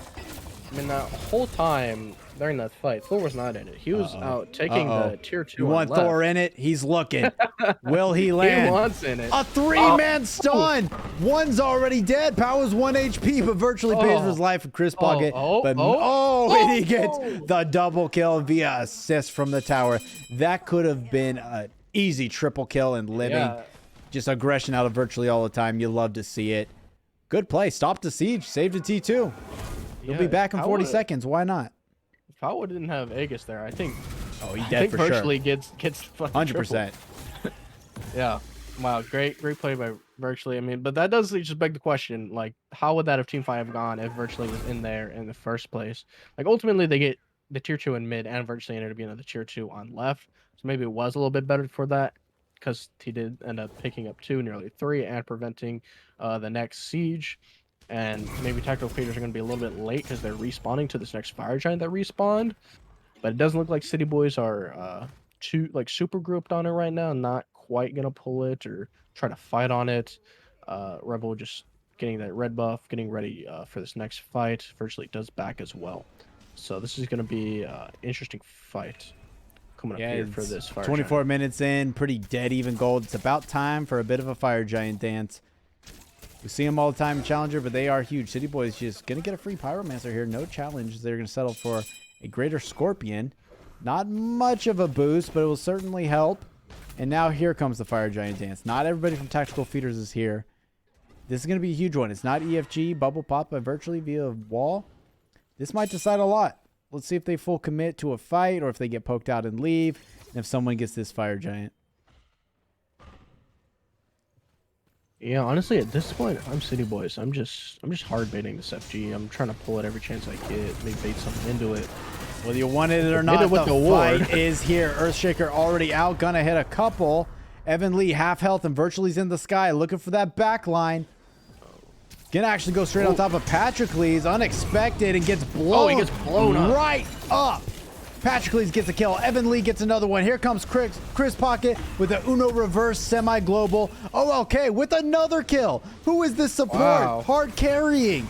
They're going to chase them down to the tier 2. Remarkable Wolf's got to back up. Just kidding, goes straight in and sends one to the skies. Evan Lee wants to get a little bit, get Nishi out of there. Quarter health can still do quite a lot, but Slim the Rebels here. And a huge backfire to just get Power out of there. Everyone looking low. This thing has turned on its head 4 or 5 times mid-fight. Remarkable Wolf chasing down Evan Lee now, who doesn't want any of those problems. Bubble gonna save Nishi from getting knocked up and probably save his life. And no one healthy to get the Fire Giant. Everyone gonna walk away. Yeah, I mean, I just like, as you said, turnaround after turnaround. I thought Chris Parker was gonna die from the Thor ult, but Thor ulted onto Power, and Power just killed virtually, and then they tried to run it down, and then Patrocles died. That was an intense fight, and I mean, this is what the kind of plays you see coming out when it gets down to the semifinals and the finals. Neither team wants to go home. Both teams want the prize pool, so they're just bringing their all, and they're really just not going to give up anything, any sort of lead. They're going to challenge it all. They're going to bring these fights in. They're going to get aggressive and really hone in on these big objective fights. Yeah, this is exactly, when you say semifinals to me, this is exactly what I envision. It is just so good, just back and forth. You never know what the next second in the fight is going to look like and who's going to take the edge. And just like that, what seemed like a million years ago was maybe 10 seconds ago, and we are right back to the Fire Giant dance where we started. Everyone's back here. Ults are all back up. Let's see how this one starts. Last time started with Nishi getting taunted in and everybody committed. Could be the case this time. Bubble is up. Might need to pop that. Usually looks like some de-warding, a warding. I think warding around these fights is very important. Just understanding where everyone is. Just really helps the front line decide when to initiate, who to initiate on, and ultimately can determine how the fight starts and then how it ends up ending. So yeah, we're gonna need to just see how tactical feeders are gonna be aware of the positioning of the city boys and vice versa, because ultimately this is gonna be a very important FG fight. Maybe we'll see some Phoenixes afterwards. There's the bubble pop. Siege. I think a huge component here too is that Patrocles is getting away with this full damage build because he's healing so much. There's almost no anti-heal on the way of City Boys. A little bit on Vulcan and a little bit on Remarkable Wolf, which is hard to spread with those two characters. So Patrocles just kind of going and just healing up all the damage. Here's a big dunk from Virtually. Let's get it started. Everybody looking unhealthy as Patrocles gets the first kill and trying to get one more before he's dying. Double kill for Patrocles. Make that a triple kill for Patrocles before he's taken out of this fight. And 2 for Power. That is a deicide. 28.5 minutes in and a dead even game with game number 3 on the line. A free Fire Giant. All that they lost was Patrocles, and they took 3 with them. Huge plays for tactical feeders. I mean, that was just perfect for tactical feeders. Nishi got a huge ult. I think he had 3 people inside those walls. Patrocles jumped right in. Pillars of Agony, and then the Baba Yaga ult just dumped all over ults, just so much damage, so hard to avoid by the City Boys. That was just really well played, really good initiation by Nishi and Patrocles, and they ultimately ended up just winning so much out of that fight. Only lost 1, killed 5, got the Fire Giant, easy Phoenix, gonna get turned into 2 Phoenixes. Probably won't be able to end just quite yet, but they're in such a great advantage to just rip all the farm out of the map, put themselves so far ahead. What a power play, and that's what it's about. All too often you see players win a big fight like that, get Fire Giant, and then they back and reset. You guys got Fire Giant, went straight to mid lane, got a Phoenix with people about to spawn in 10 seconds, and didn't even care, went left and got a second Phoenix. And now, what a power play for tactical feeders. Get a Primal Fury on their way out. They are in control of this W. It's right there. They can take it, reset, get everything together, finish up your builds, and run it back down. 2 waves of fire minions now walking up the map. How do they end here? What's the formula for success for tactical feeders right now? So they have two avenues. For one, they go for maybe the little bit smarter play, at least get the right tower down, lower the Titan's health, potentially even go onto a Phoenix. Depends how comfortable they are in sieging. I think they could also get the Pyro just so if they have to back at any time, they can come back really quick.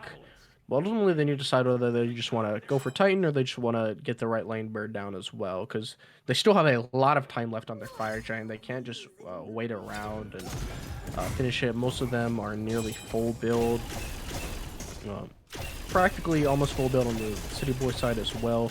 But I mean, if City Boys are going to step up and try to defend this Pyro, I think right now Technical Feeders made a bit of a mistake by not just all-inning them right there. I think they could have won that fight very easily. There was only about 3 of them as opposed to the entire Tactical Feeders team. Does look like they are going to go for this right side tower, just lowering down that Titan's health, potentially even going for the right side bird. And if they get any sort of picks, maybe just gunning it down towards the Titan. And ultimately, this is Tactical Feeder's game to lose right now. They're just at such a great spot, huge gold lead. For people with FG buff, they need to make something happen right now. And you can see them sending out the pings. They're smart. They're playing this slow because now fire minions have walked up to the Phoenix line, which means Dashaway has to go commit to stop those. Otherwise, it's going to take down the Titan. They're playing the strategy game right now. Now Virtually has been committed to the middle lane. So now it's a 4 or 5 on 3 on the right side. Phoenix should be a free bird for them and Virtually a walk-in at the Titan. One quick taunt in from Hardkiller. Not going to do much there. Titan half health. Quarter health. Earthshaker. Good dodge by Evan Lee Kid. And Remarkable Wolf has committed onto Patrocles, who's going to get erased. Nishi Uchiha, though, cleans up Virtually, and the fight is on. Power gets 1. This could be it. Chris Pocket actually jumps over Athena to get Slim, and Power cleans up Athena. Dash away. 1 HP, not enough. Another triple kill for Power on the Baba Yaga.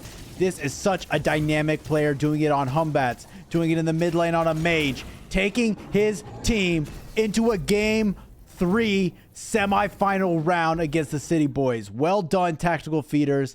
A well-earned victory. I mean, 11-3 on this Baba Yaga, but I mean, that was just such good team play there. I think there was really, really good initiations by Nishi on the Kabrak and really good walls. Patrocles doing what he needed to do, doing what he didn't do in the last game, having really valuable ults. And I think it comboed very well into the Baba Yaga ults as well. I think that was very well played by the Tactical Feeders as the whole team side of things, not just any individual performance. Despite the fact that Powell was 11-3, I mean, really good performance there. But yeah, I think that was a great team play, great macro on the side of the Tactical Feeders. Yeah, it just looked like a completely different team in this one. City Boys still came in strong in doing what they do, almost the exact same strategy and start as game number 1. But Tactical Feeders just looked like they woke up and they started playing their game that we have seen them play this entire season. And it looked so good, and it was such a dominant performance. It was back and forth, really, the entire time. But that one fight at Fire Giant changed everything. They won the fight. The first one they stalemated. The second one they clearly won, got the objectives right after that they needed to get, and then got it together and went in for the victory. And they're taking us to a game 3, and I'm here for it, Cosmic. This is what we want to see at the end of season 1. 10 great players playing their hearts out for a chance at their piece of $1,500. You might have thought we were done after game 1. We certainly are not. We got a game 3 coming up for the Smite Draft League playoffs. We will see you shortly in Picks and Bans.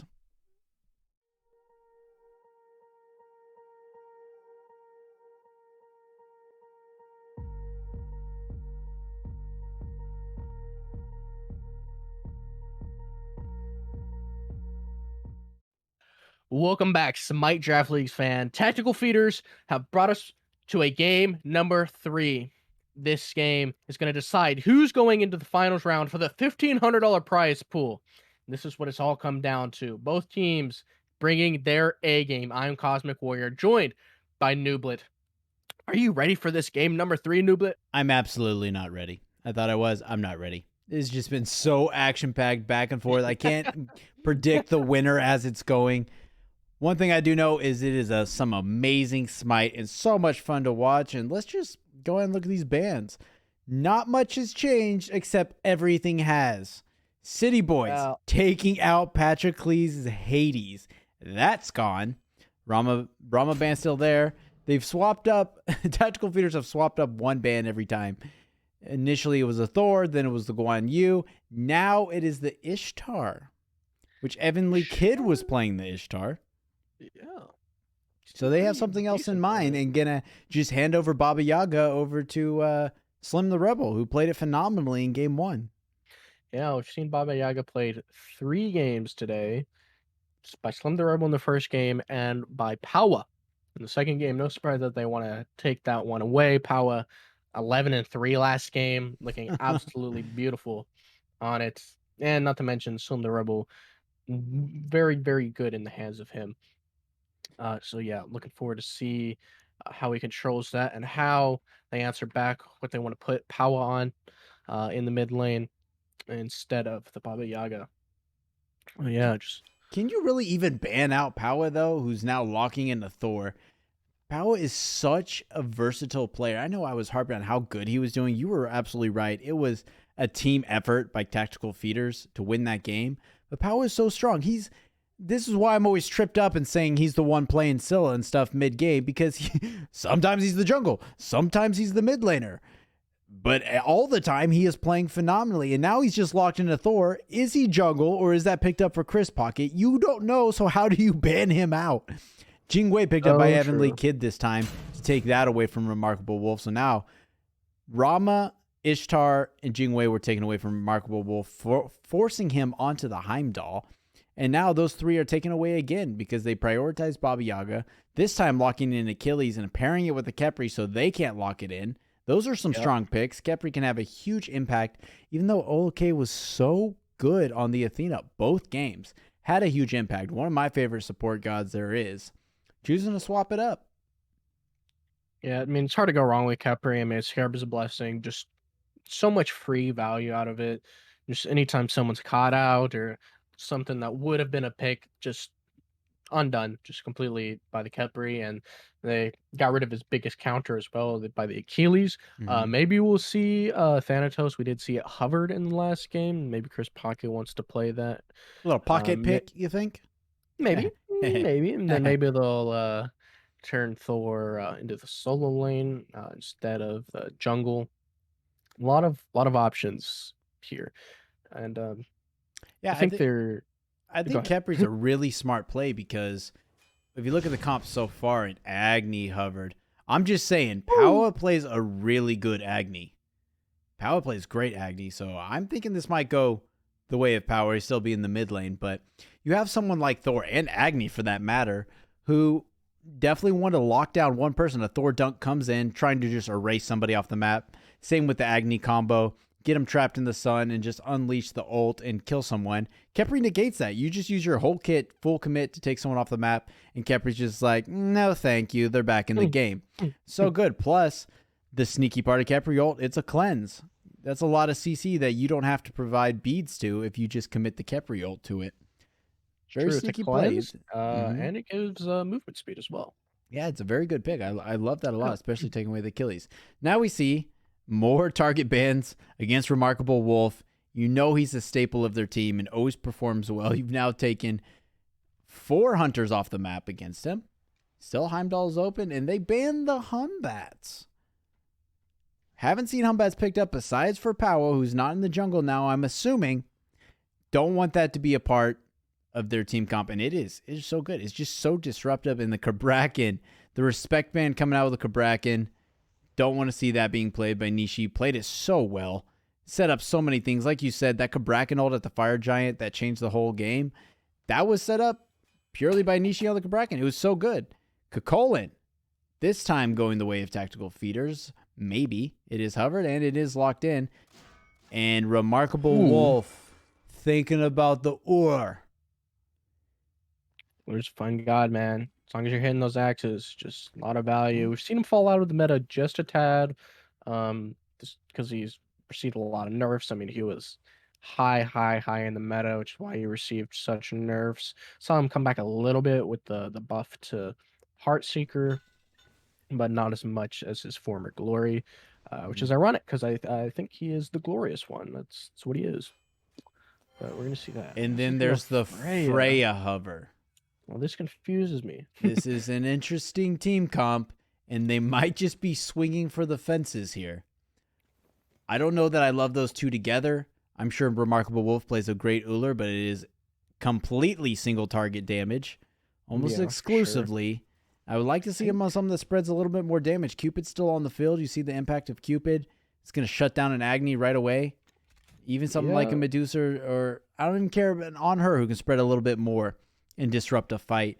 But the Freya, I'm just staring at this being hovered and thinking about it. Baba Yaga already going to Slim the Rebel. So this Freya is not for Slim the Rebel. I'm thinking this Freya is looking towards Virtually, who's just an outstanding jungler and loves to do crazy stuff and get in your face. This might be a Hail Mary that Virtually's thinking about right now, but now is the time. Is it the time to bring it out in Game 3 of the semifinals with your piece of $1,500 on the line? Chiron, I like that better. I like that much better. Chiron, one of my... Yeah, it spreads damage, CC immunity, got a lot of safe ability as a reset on the ult. Chiron, one of my most played, probably my most played hunter.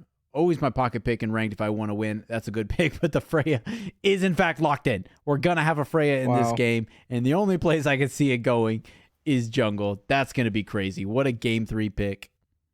I don't know. Maybe it's Freya solo Achilles jungle? Maybe. That would be terrible, and I don't want to see that.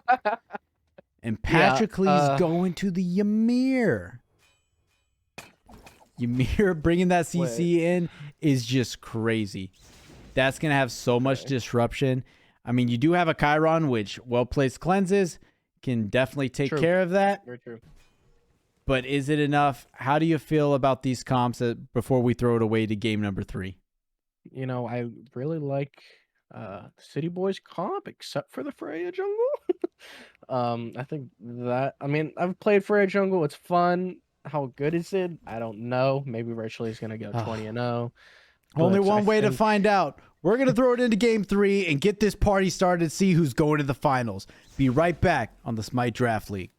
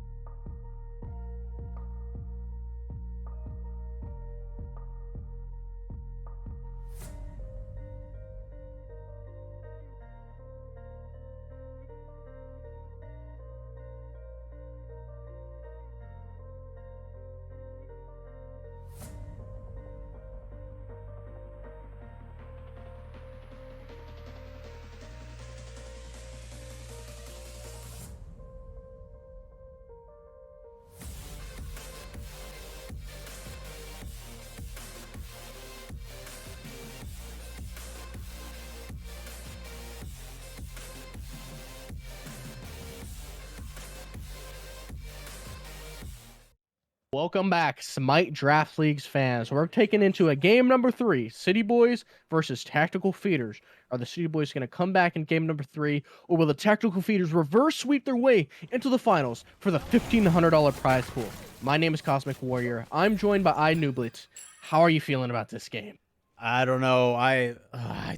Reverse sweep sounds pretty great, just for the content. Pretty cool.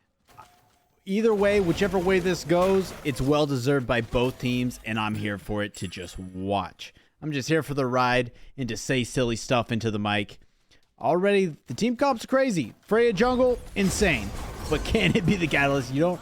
Sometimes with these comps, it works out when you do silly stuff where you're not expecting the Freya jungle. You're not drafting for the Freya jungle. So when it just pops into your game, sometimes it catches you by surprise and you're not ready for it, and it just runs train. Will that be the case here? Not so sure. We already see a Big scuffle happening on the right side of the map. Freya Jungle may be in a bit of trouble trying to fight off, but the action's still continuing over here in the dual lane. Remarkable Wolf dashing in to knock Nishi back. Low-key, level 2 on a Chiron is the best level 2 on any ADC, and you can't change my mind. Like I said, I play a million hours of Chiron. When you hit that level 2, if you and your supporter are in sync, you dash in, it's a kill every time. Yeah, except for this time. It wasn't. But you dashed in on Ymir. No one was really unhealthy. But you tried it. It was worth a shot. Some good knockout from Evan Lee. This is going to be the same case. How do you feel about Evan Lee on now a late game hunter? Which Remarkable Wolf was on earlier, but got to get the late game. Remarkable with a lot of success on the Xingwei. The question is, are they going to be able to get to that late game? We see, like, the City Boys, obviously Freya is, you know, one of the signature late game. Oh, late game. Yeah. So, I mean, maybe they were just trying to match some of that late game pressure, but that also means the City Boys going to be able to do anything to prevent the tactical feeders from getting to that point? But again, maybe they don't want to. Maybe they want their late game Freya jungle to just be fragging everyone. So it's a bit of a balance between the two. We're gonna see like just how the tempo of the game is set by the junglers. We'll see how it starts here. As a bit of a fight over the blue buff is confirmed by the City Boys. Maybe not quite able to get to it. Dashaway is going to go in and get it and then get back to lane real quick. But maybe that's the story with City Boys, because the last 2 games, early game, absolutely in favor of City Boys. They're getting the first bloods. They're invading, doing great. But it was falling off late game, so maybe that's the plan. Say, hey, our strategy's working early game. Let's keep doing that. But now, we're going to put virtually on the most late game of late game gods, so that when it comes to that Fire Giant dance next time, just an easy penta. Freya won't even break a sweat. Maybe that's their plan here, and I think I'm here for it. I think it's a possibility that it could be very well executed. Yeah, I think when we get there, it's going to be very, very entertaining to watch. Really looking forward to these late games fights if they ever come to it. Yeah, so I think tactical feeders are going to want to try to prevent the late game from happening, even though they are on the Xingwei. I mean, we've seen Xingwei do well even when it hasn't been that late. So like mid game, maybe we see Evan Lee get a little more active on the Xingwei. Might be a little hard to match the pressure of the Chiron. What a wall did you just send? Hard Killer's dash off to the left. Love to see it. Ymir walls are the best mechanic in the game. You can't change it. Yeah, it's broken. That's why they're nerfing it. It was the most OP ability. So although this game has seemed a bit slower than the second game, pretty on pace with the first game as Chris Pocket's coming over. Let's see what he does here. Let's probably save that wall for the dash, but Remarkable Wolf already dashed in. Immediately frozen, committing beads. Yes, half health, quarter health. There's the Kepri ult, but will they finish or will they hold off? Remarkable Wolf gonna go up into the ult and get the reset, but now has to escape. Has the first blood. A good shell from OK to just try and keep him alive. Eventually gonna fall. But way to turn a bad situation into a great first blood for your team. Chris Pocket just going to go to the sky and probably get out of Slim the Rebels here to do some damage. Goes to the back of the T2. Hammer toss is out. Good turnaround from Remarkable Wolf. And I was just about to say, I like to see this aggression from him because it felt like the last couple games he wasn't able to play his game, which is get in your face, get 100 kills, win the game. Now with someone like Chiron, he's being very aggressive and dashing in on cooldown. Probably wouldn't have if he saw that Thor coming around, but regardless, it feels more like Remarkable Wolf style, and that's what I want to see from him this game.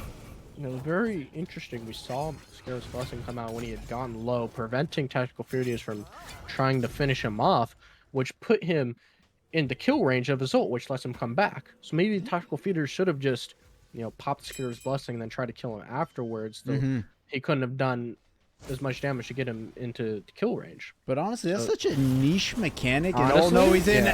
Oh, he's in trouble now in a good wall. But can you get there? Xingwei ult just off the mark. Just gotta hit the autos or maybe the knockup. One more will do it. No, makes it to tower. That is free and out. Great escape by Remarkable Wolf. But like I was saying, that's just a mechanic you don't really think about. It seems a little obvious now that we've seen it play out. But you're like, Scarab's Blessing. We got to not kill him.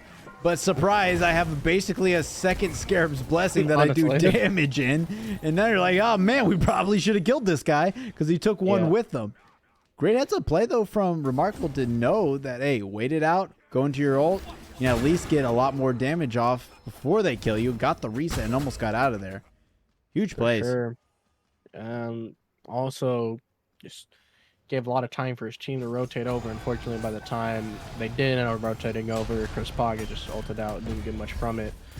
But I'm really trying to see a little bit more from this Freya. She doesn't end up going demonic first. I gotta say that's not what I would have gone. I think Freya with Hasten is just broken.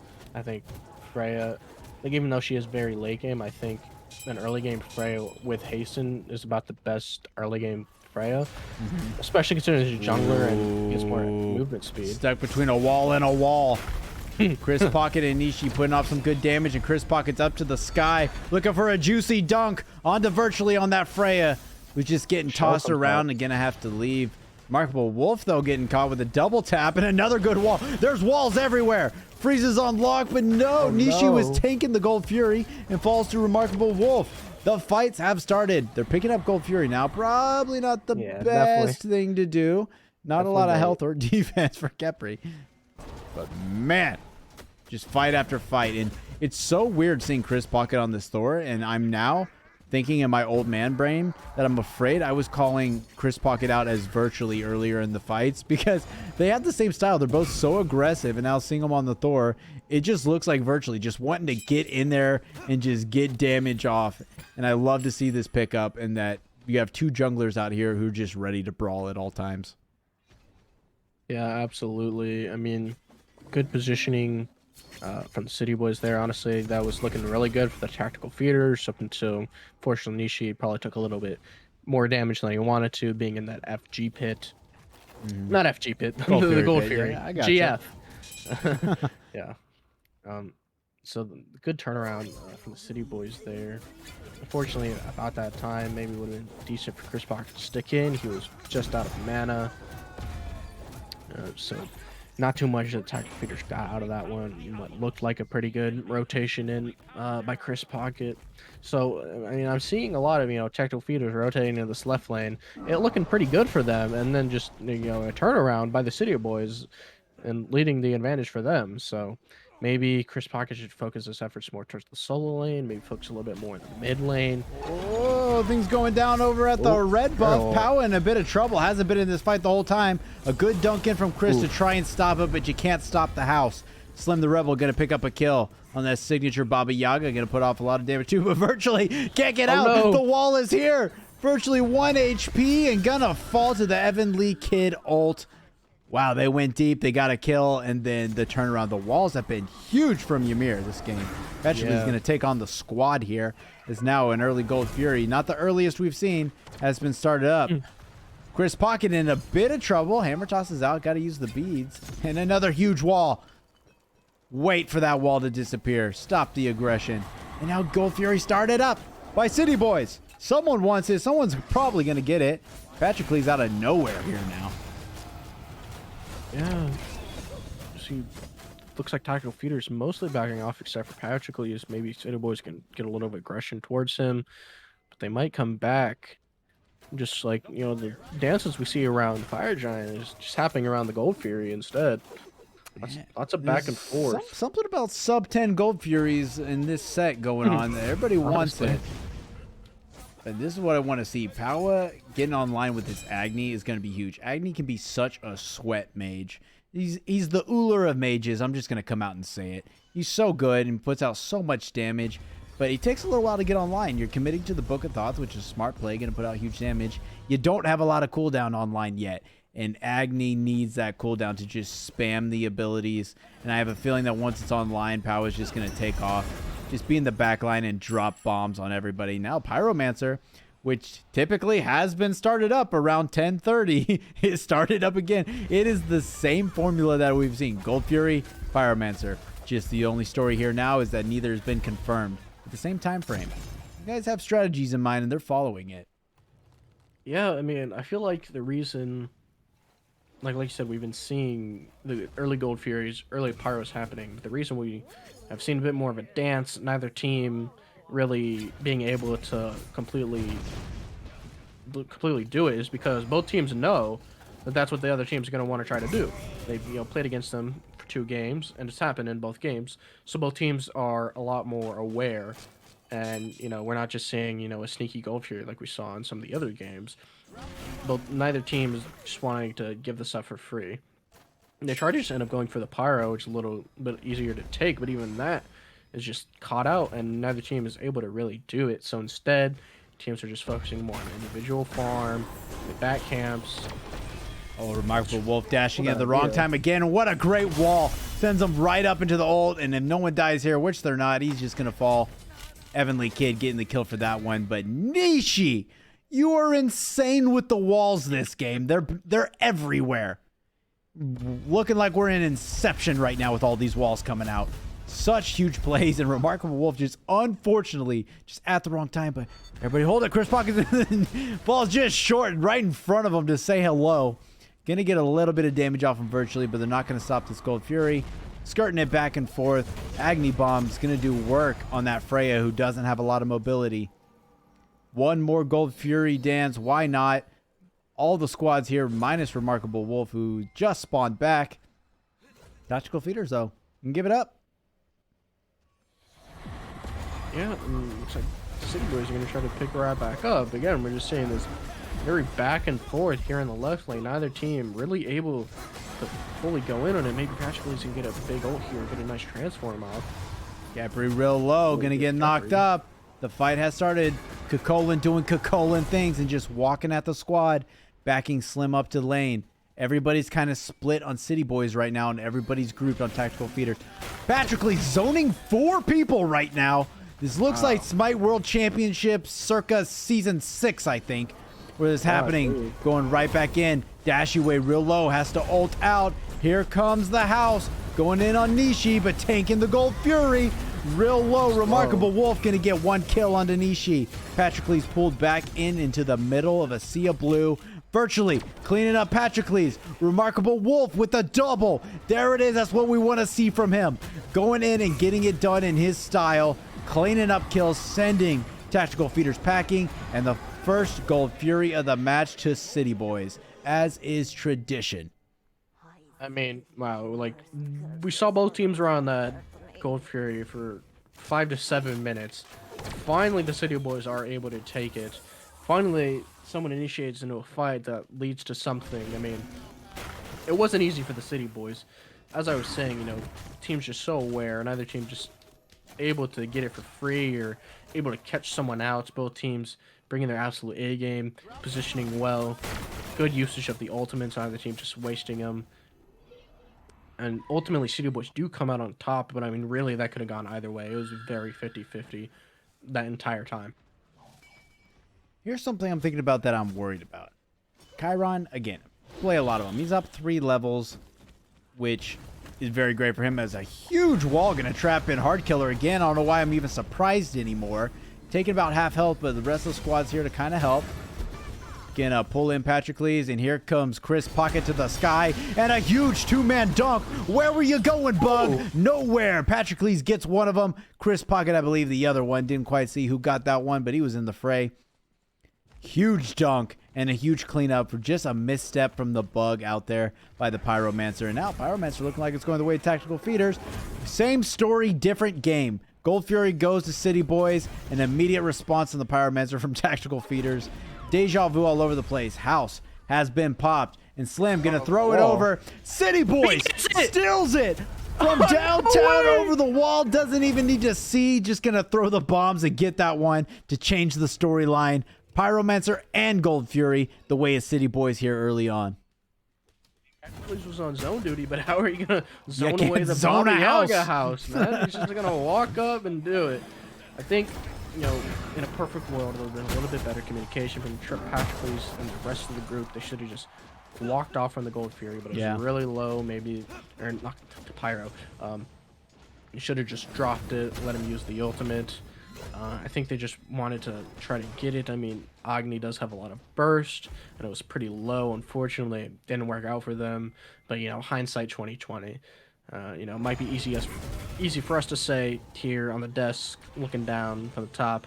Not so easy for the tactical feeders to see that, but And it's hard. It might have just been because it got to a point, when you're pulling an objective and it's at a certain health, it's like, we got to commit to this thing. We'll 50-50 it. What are the odds he throws it over the wall and, oh, we lost the Pyromancer. We've all been there. darn. It's so hard to pull off that thing because despite what the communication is, whoever's tanking it, they have to be the one to make the call. And half the time, everyone else is standing in the pit. So even if you reset it, there's someone else that's going to start tanking it, and you just lose it. It's so hard to coordinate those things. It's such a macro play that people don't think about. Regardless, City Boys is going to take a nice little lead, about 800 gold. Not huge, but great. Virtually not being afraid to step up to tower, even though, like I said, not a lot of places for you to go as a Freya when Agni bombs are raining down. We see the 1v1 over here. Let's see if Jingwei takes it. Doesn't. We're going to walk right into a Kepri. Here comes the ultimate from Remarkable. First one off the mark. Second one hits. Aegis committed. And Chris Pocket out of nowhere joins the fight.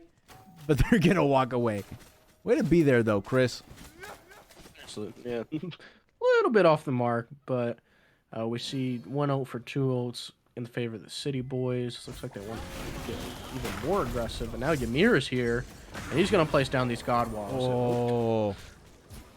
It was a good wall. It would have been a better wall if it didn't see the dash coming. Already beats out from Remarkable. And the body blocks from Nishi. Probably going to get a Kepri reset here because Agni bombs over the wall. Good reset. Remarkable going to live. Yeah, unfortunately, it's hard to tell that he had that Scarlet's Blessing on him when you're bombing him over the wall. But, I mean, that just goes to show the power of Agni being able to sit so far back. Oh, but Chris Pocket followed him. He decided to go to the purple buff instead of leaving, and Chris Pocket wasn't done, followed, and cleaned up the kill. Yeah, that's the thing with Agni, right? You start the Agni combo, you are spamming that 4 button on your face until you're out of Agni bombs, and you don't really stop to measure them out. You just spam it all.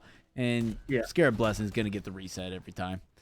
Yeah, but, luckily, if Chase Pocket's your jungler, he's just going to, chase it down. Just leave it to him. Anyway. Clean it up. It's fine. Dash, we don't want to get involved here. Looking like we're getting to the stage where everybody starts punching each other in the mouth 5-on-5. It is 6-6 kills. Negligible gold difference. XP, pretty dead even too. A bit of a lead on Remarkable Wolf, but that's slowly dwindling, and a bit of a lead on Patrocles.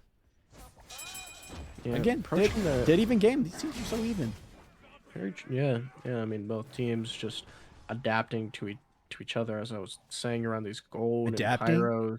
The two-time world champion. More like ball adapting, because he's bald.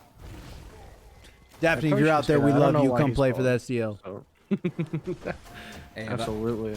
I mean, he's more worried about like world championship. Actually, I don't know if his team's still in contention for that. I haven't been paying too much attention to the minor leagues. Is it just me, or has it felt like there's been no farming in this game? We've gone from one objective back to the other objective, back to it, just doing the dances, and a wall-to-wall trap in for Virtually, but no one going to be there to follow up, and Nishi going to get knocked back a little bit out of harm's way. Ults are committed. Thor in the sky. Where's the dunk going to land? Right on dash away, but such a good reset by Scarab's Blessing. Everything negated. All the ults almost over. Health advantage looks like it's going the way of City Boys. Are going to try and run this up mid right now, or maybe go over to Oni Fury. Looks like Oni Fury's the call. Once again, back to objectives. Not a moment of rest. I mean, so many rotations from solo laners, even so all the way over here to the Oni Fury, missing out on one farm, as you said. Maybe why approaching the 20-minute mark, no one is nearing that level 20. It's because they're prioritizing these objectives, just because they know that these teams are going to want to go for them. City Boys, they do secure that one. They do. But with all the TKOs in mid lane, they felt safe going for that one. I agree. I think that was the right choice. Get a free Oni Fury, send out an Oni wave, pressure out these waves, maybe knock down some of the lower tier 1 towers, and then ultimately, sort of gauge the pressure for Fire Giant Pool. That was a good objective. It was interesting that Virtually was zoning there as a Freya and just taking Agni Bombs to the face. That's going to hurt a little bit more as now some Pen's been online. Karen's Coin as a building path for Agni is an interesting one. I don't hate it. Still could use some cooldown online here. Now we've gone from the Gold Fury dance to the Pyromancer dance, back to the Gold Fury, back to mid lane, back to gold, and now we're at the Fire Giant dance for the time being. Remarkable Wolf going to choose to split push here, which does have Oni Wave at his back. This is good. There's a lull. Get yourself a tier 2. That's some good gold for your team and a lot of XP for you. Push this lead against the Jingwei. Because what I was going to say before fights were breaking out all over the place is, what my biggest worry is, and now I got to hold it again as Agni comes in. Looks like he'll get out just fine. Unless the 2-1 combo. Beads already there, and Agni Bomb's just going to get some damage off. Very nice. What I'm worried about is, like I said, I played a lot of Chiron. Chiron feels so strong early mid game, and he feels like he drops off so hard late game. And I've tried a million build paths, and I can't figure it out. Building a very common Chiron build here, it still does hard damage, but it doesn't feel as strong as it did. But you know who scales really well? Jingwei with some crit. So I'm a little worried that Jingwei, despite being a level down, is going to overtake Remarkable Wolf on damage output and impact in this game. That being said, there's a lot of utility in Chiron's kit. He's just, unfortunately, very ability-based, and ability-based hunters don't feel super great right now. So I'm worried about that in the late game, but we'll see how it plays out, as now we have gone back to the Fire Giant side of things to see how this one plays out. Yeah, just want to talk quickly, maybe before this fight breaks out. Hold that thought. Fight already breaking now. Dashy's super low. Scared's blessing. There's no time to talk. Only action. Slim the Rebel goes up into the house just to avoid some contact. But here comes the dunk. Where's it going to land? To the back line on Remarkable Wolf. It's going to take the 1v1 of Chris Pocket. Can probably win that one. Good bit of damage now that he has Heartseeker. Hitting the ult. Freya again now going to go up the ult to try and finish it off. There's a shell. Can he finish off Chris Pocket? He can't. Hammer Toss is out, and now Remarkable Wolf is in danger. Paola going to get his first kill of the game. Patrocles running down 3 people in a tier 2 as Dashaway's up there trying to get an ultimate. Not going to find it, and virtually finished off Patrocles, who is just in way too deep. Dashaway now taking on Agni Bombs and a bit of a knockup. There comes the 15 shell I've seen in this segment. Gonna keep them at bay for now, but virtually still wants some. Still walking it down, not afraid. Does have that lifesteal online now. He does go for Bancrofts. Honestly, I still don't see a Hasten Ring, and I think that's one of Freya's best items. I mean, it feels so good. That's what I go that first item when I play Freya. Whoa, felt like virtually was standing still for 40 seconds there. Right. Wall after stun. Just nowhere to go. Having a hard time, but gonna heal up. Real nice. That's what Freya does best. Box you with all of the lifesteal, but Chris Pocket still lurking around. Just getting eyes on Hard Killer here as a Fire Giant has started up for Tactical Feeders. Bold move. But bold moves do win games sometimes. And we are in the thick of it. Game 3. Power going to take a little bit of damage way out of the ring. Might just be baiting the fight. Another godlike wall from Nishi. Just to shut Dashaway's advance off. Now Fire Giant looked at by City Boys. Here we go on this loop. Bit of a knock-up and Remarkable Wolf can be okay. Gotta heal that up. Here comes Patrocles taking on the whole team as he does. But what a dunk from Chris Pocket. Beads and Aegis and ults everywhere. Scarab's blessing out. Remarkable Wolf gonna get one. Not gonna fall down. Evan Lee Kid just trying to get out of dodge. You're gonna land right in front of Dashaway, who's gonna get the kill onto him. And now the tides are turning once again. Virtually real low though. Gonna have to come out of that Freya ult sometime. And a blink in from Nishi just gonna miss. The fight hasn't stopped, but they're so unhealthy, the City Boys. Patrocles, real low as well, taking on Dashaway. Wall, always there. Gotta love it. Still pushing in 3 members. And the rest of City Boys look like they're gonna back and get healthy. Maybe just heal up with Chiron abilities and passive. Here we're still at the Fire Giant. Felt like a lot has happened. It's still going on. Dashy goes in aggressively. Power forced to dash out in beads. Now they're looking at Nishi. Yeah, they're going to keep going down. Ooh, a good banish. Nowhere to go now. You're not going to be able to put that wall at your feet when you're slowed. There's a big kill for the Freya. Now 3-1-5. Putting in the work. First level 20 in the game. That's what you want to see if you're a Freya.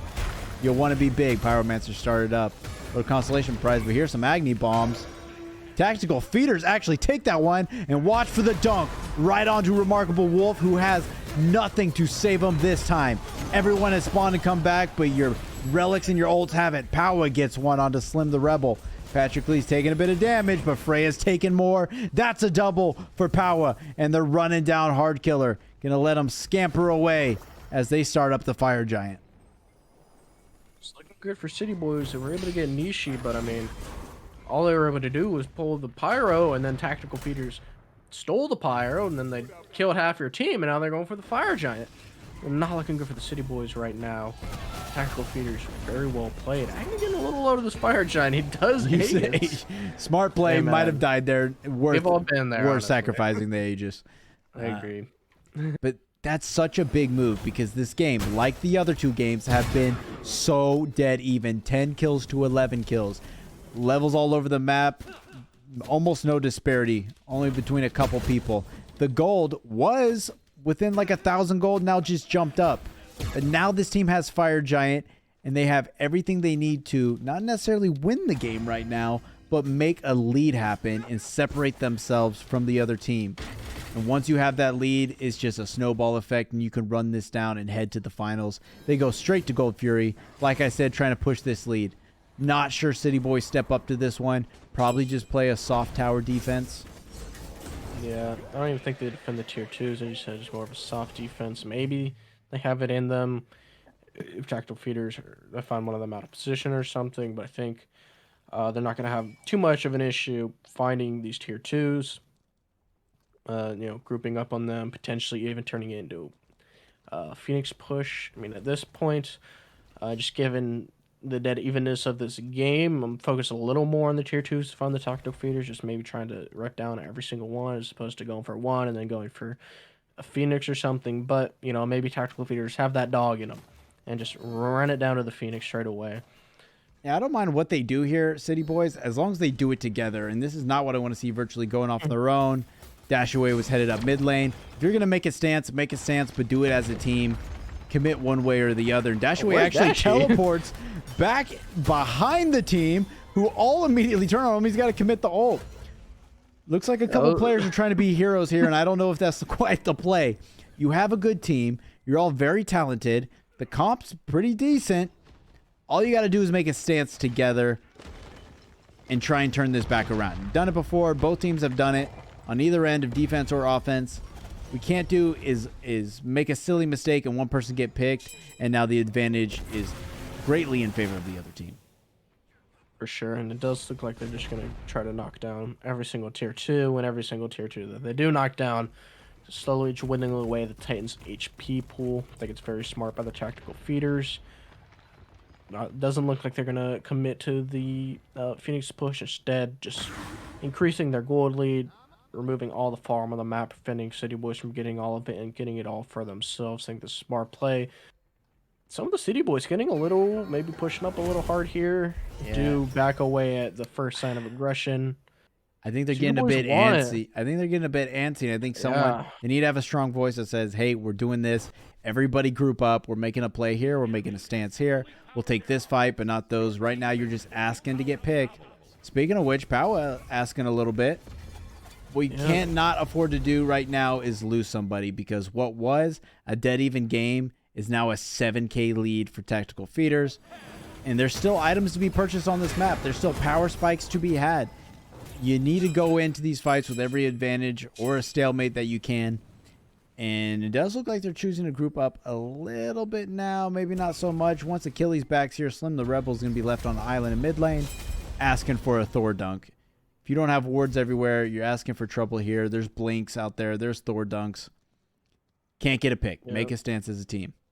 So I feel like maybe Tactical Feeders, whenever they back, should have tried to send that Trebuchet, or maybe they just want to save it for the next FG push, because I think Trebuchet is such an effective tool at helping Phoenix sieges. I mean, when you're both just sitting on the tower line, if the defenders can't do something about that Trebuchet, and that's just going to whittle away at the Phoenix HP without the tactical feeders having to do anything about it, and just sort of defending it on the tower line without having to go in and tank that Phoenix damage.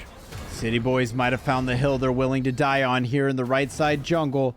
Looks like it's going to be on 5-on-5 fight. They're not shying away. They're not committing. Just waiting for somebody to make the right move. A bit of damage coming out, but a lot of damage coming out of tactical feeders. Heartkiller's got to ult himself. Dashue's already dead to Patrocles. It's chaos here for City Boys. Was that the right hill? I don't know yet, but 2 people dead on the way of City Boys. Make that 3 people dead. And now Slim the Rebel, Remarkable Wolf, left to defend if they want to push it, but they're probably going to go back and get a free enhanced Fire Giant, and then it is going to be exponentially hard to stop them. Yeah, absolutely. Especially if they decided to do what it said with the and utilize the trebuchet that they have sitting in the left lane for quite a while. It's going to be at quite high HP, but first they just got to take down this FG. They're very, very confident about it. Patrocles just going back to heal up, maybe activate that trebuchet, you know what I'm saying? But they also got the pyro for him to. Oh, he does just teleport back in. Still could have activated it. I'm with you on that one. Send the trebuchet. But maybe they just want to run it down mid, just take one Phoenix, and then just go for the end. Because they do have that enhanced Fire Giant. That's quite a power spike. A lot of items online, a lot more than the City Boys. Quite the gold lead. Everybody's still not grouped yet. Remarkable Wolf's got it back. Dashaways in right lane. They're already at the Phoenix line. Time to get together, boys. This is the fight. This is the defense. You got to defend against this team who has been brutal, who now has EFG. But actually, they were saying just kidding. They just wanted to see everybody group up while they go get Oni Fury. Just getting a little peekaboo game going on, and Oni Fury's going to be huge. Send it down the Oni waves. Hey, you know what goes great with an Oni wave? A freaking trebuchet. Trebuchet goes great with an Oni wave. They're all back, and hopefully they tap it. 5 opportunities to send it down. And ideally, you go for this left side Phoenix because, as strategies have showed us, left side Phoenix, best Phoenix. Well, depending on what side you're on, the side opposite Fire Giant, because should this play out longer, you need to go back to Fire Giant. Someone's committed on the other side of the map. So they are going left side. Chris Pocket doing his own thing. Might just need a speed buff. You know how us junglers love speed buffs. Smart play. Everybody's going to get all their buffs, actually. Make sure they are as pumped up as possible for this fight. The only person who is not full build on tactical feeders is Nishi Uchiha on the Ymir. Don't even need the extra. Don't need any items. Just need a couple great walls, and they'll send it home. On the other side, there's a lot of items to be purchased. So you have to make a good defense here. You make a good defense here, you probably have enough gold to finish off your build, and then the gold difference doesn't matter anymore. But it has to happen here. And look how split they are. City Boys are all over the map right now. Time to group up. And this is a good hill to die on, hopefully not die on. It's going to come down to this Phoenix defense. Agni Bomb's coming out, just peppering a little bit here and there. Who's going to be the one to initiate? Dashaway going in aggressive. Chiron's 2 already out. Power taking a lot of poke. Backing up a little bit, but that's the thing about EFG is it's great sustain. You just let another minion wave walk in, or maybe a trebuchet, which is finally here, and you're already back to full health. So you can use that sustain. Chris Pocket going to split with the Oni wave, which is now mid and right. Good damage over the wall. Slim the Rebel already getting sent packing. Trebuchet doing damage. Damage everywhere. Power going in on okay, and there's a dunk from Chris. 1 is dead. Remarkable Wolf already in the ult. Gonna take a couple autos and be gone. 2 people dead. Double kill for Chris Pocket after Chiron finally falls. Patrocles in danger, but Power gets 1. Slim finally gets Patrocles. Titan dancing around its own room as a trebuchet walks in. They're going to settle for a mid Phoenix here, but 3 people are dead for more than 30 seconds. They could walk this in with the confidence if they can take out Slim, which will be the only person to stop them. Going to choose to go for right side Phoenix, but now, will it be the end call? Will tactical feeders go for it? They're walking into Titan room. 2 people left to keep their semifinal and final playoff dreams alive. Dashaway doing what he can, but it's not enough. Power gets another one. It's just Slim. Titan almost dead, and that is it. That is game. That is Tactical Feeders going to the finals to play Small Town Girls. Beautifully played by Tactical Feeders. We see them with the reverse sweep, taking us into the finals for the $1,500 prize pool. I mean, this is what it all comes down to. Two incredible teams going head to head where it all matters. Neither team just giving up. Both teams taking home a win. But ultimately, Tactical Feeders take home the two wins, putting them into the finals game. But I mean, the games were always so dead even. We just see that both teams are extremely talented players. Great macro by both sides. But ultimately, just a couple mistakes here and there led to Tactical Feeders getting the Fire Giant and just running the game with that power play ultimately. And that's what ends up leading to the game ending in favor of the Tactical Feeders. But I mean, great play by both teams across the whole set. I mean, it was very fun to cast. I gotta say, what a great set. What an electric set, man. That felt like a finals right there. So I don't even know if I'm ready to watch the actual finals. Both these teams, we've been watching them all season, and they've been so impressive. And I've been trying to make my bets behind the scene, not actually betting, not betting on this, but I've been making my wages behind the scenes of who will move on. And I honestly couldn't make a decision. Even mid-game here, I could not make a decision. But ultimately, goes to Tactical Feeders, who worked so hard in that set to get it, and it was well-deserved. And now, they are going to the finals. They have a shot to take down Small Town Girls and earn their place as the first Smite Draft League champions in our Season 1 debut. And maybe more importantly, maybe not than that title, their piece of $1,500. They can smell it. I know they can. They have one more team standing in their way, and I cannot wait to watch it, and I know you can't either.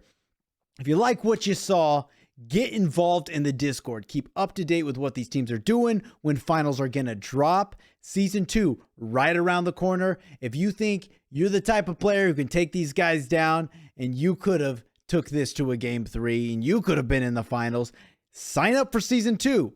Follow us on YouTube. Follow us on Twitch. Do everything you got to do to be a part of this amazing Smite. But that will do it here for us in the booth. I've been iNooblet, joined by Cosmic Warrior. This has been your Smite Draft League Challenger Division semifinals. We will see you next time in the finals for the Smite Draft League.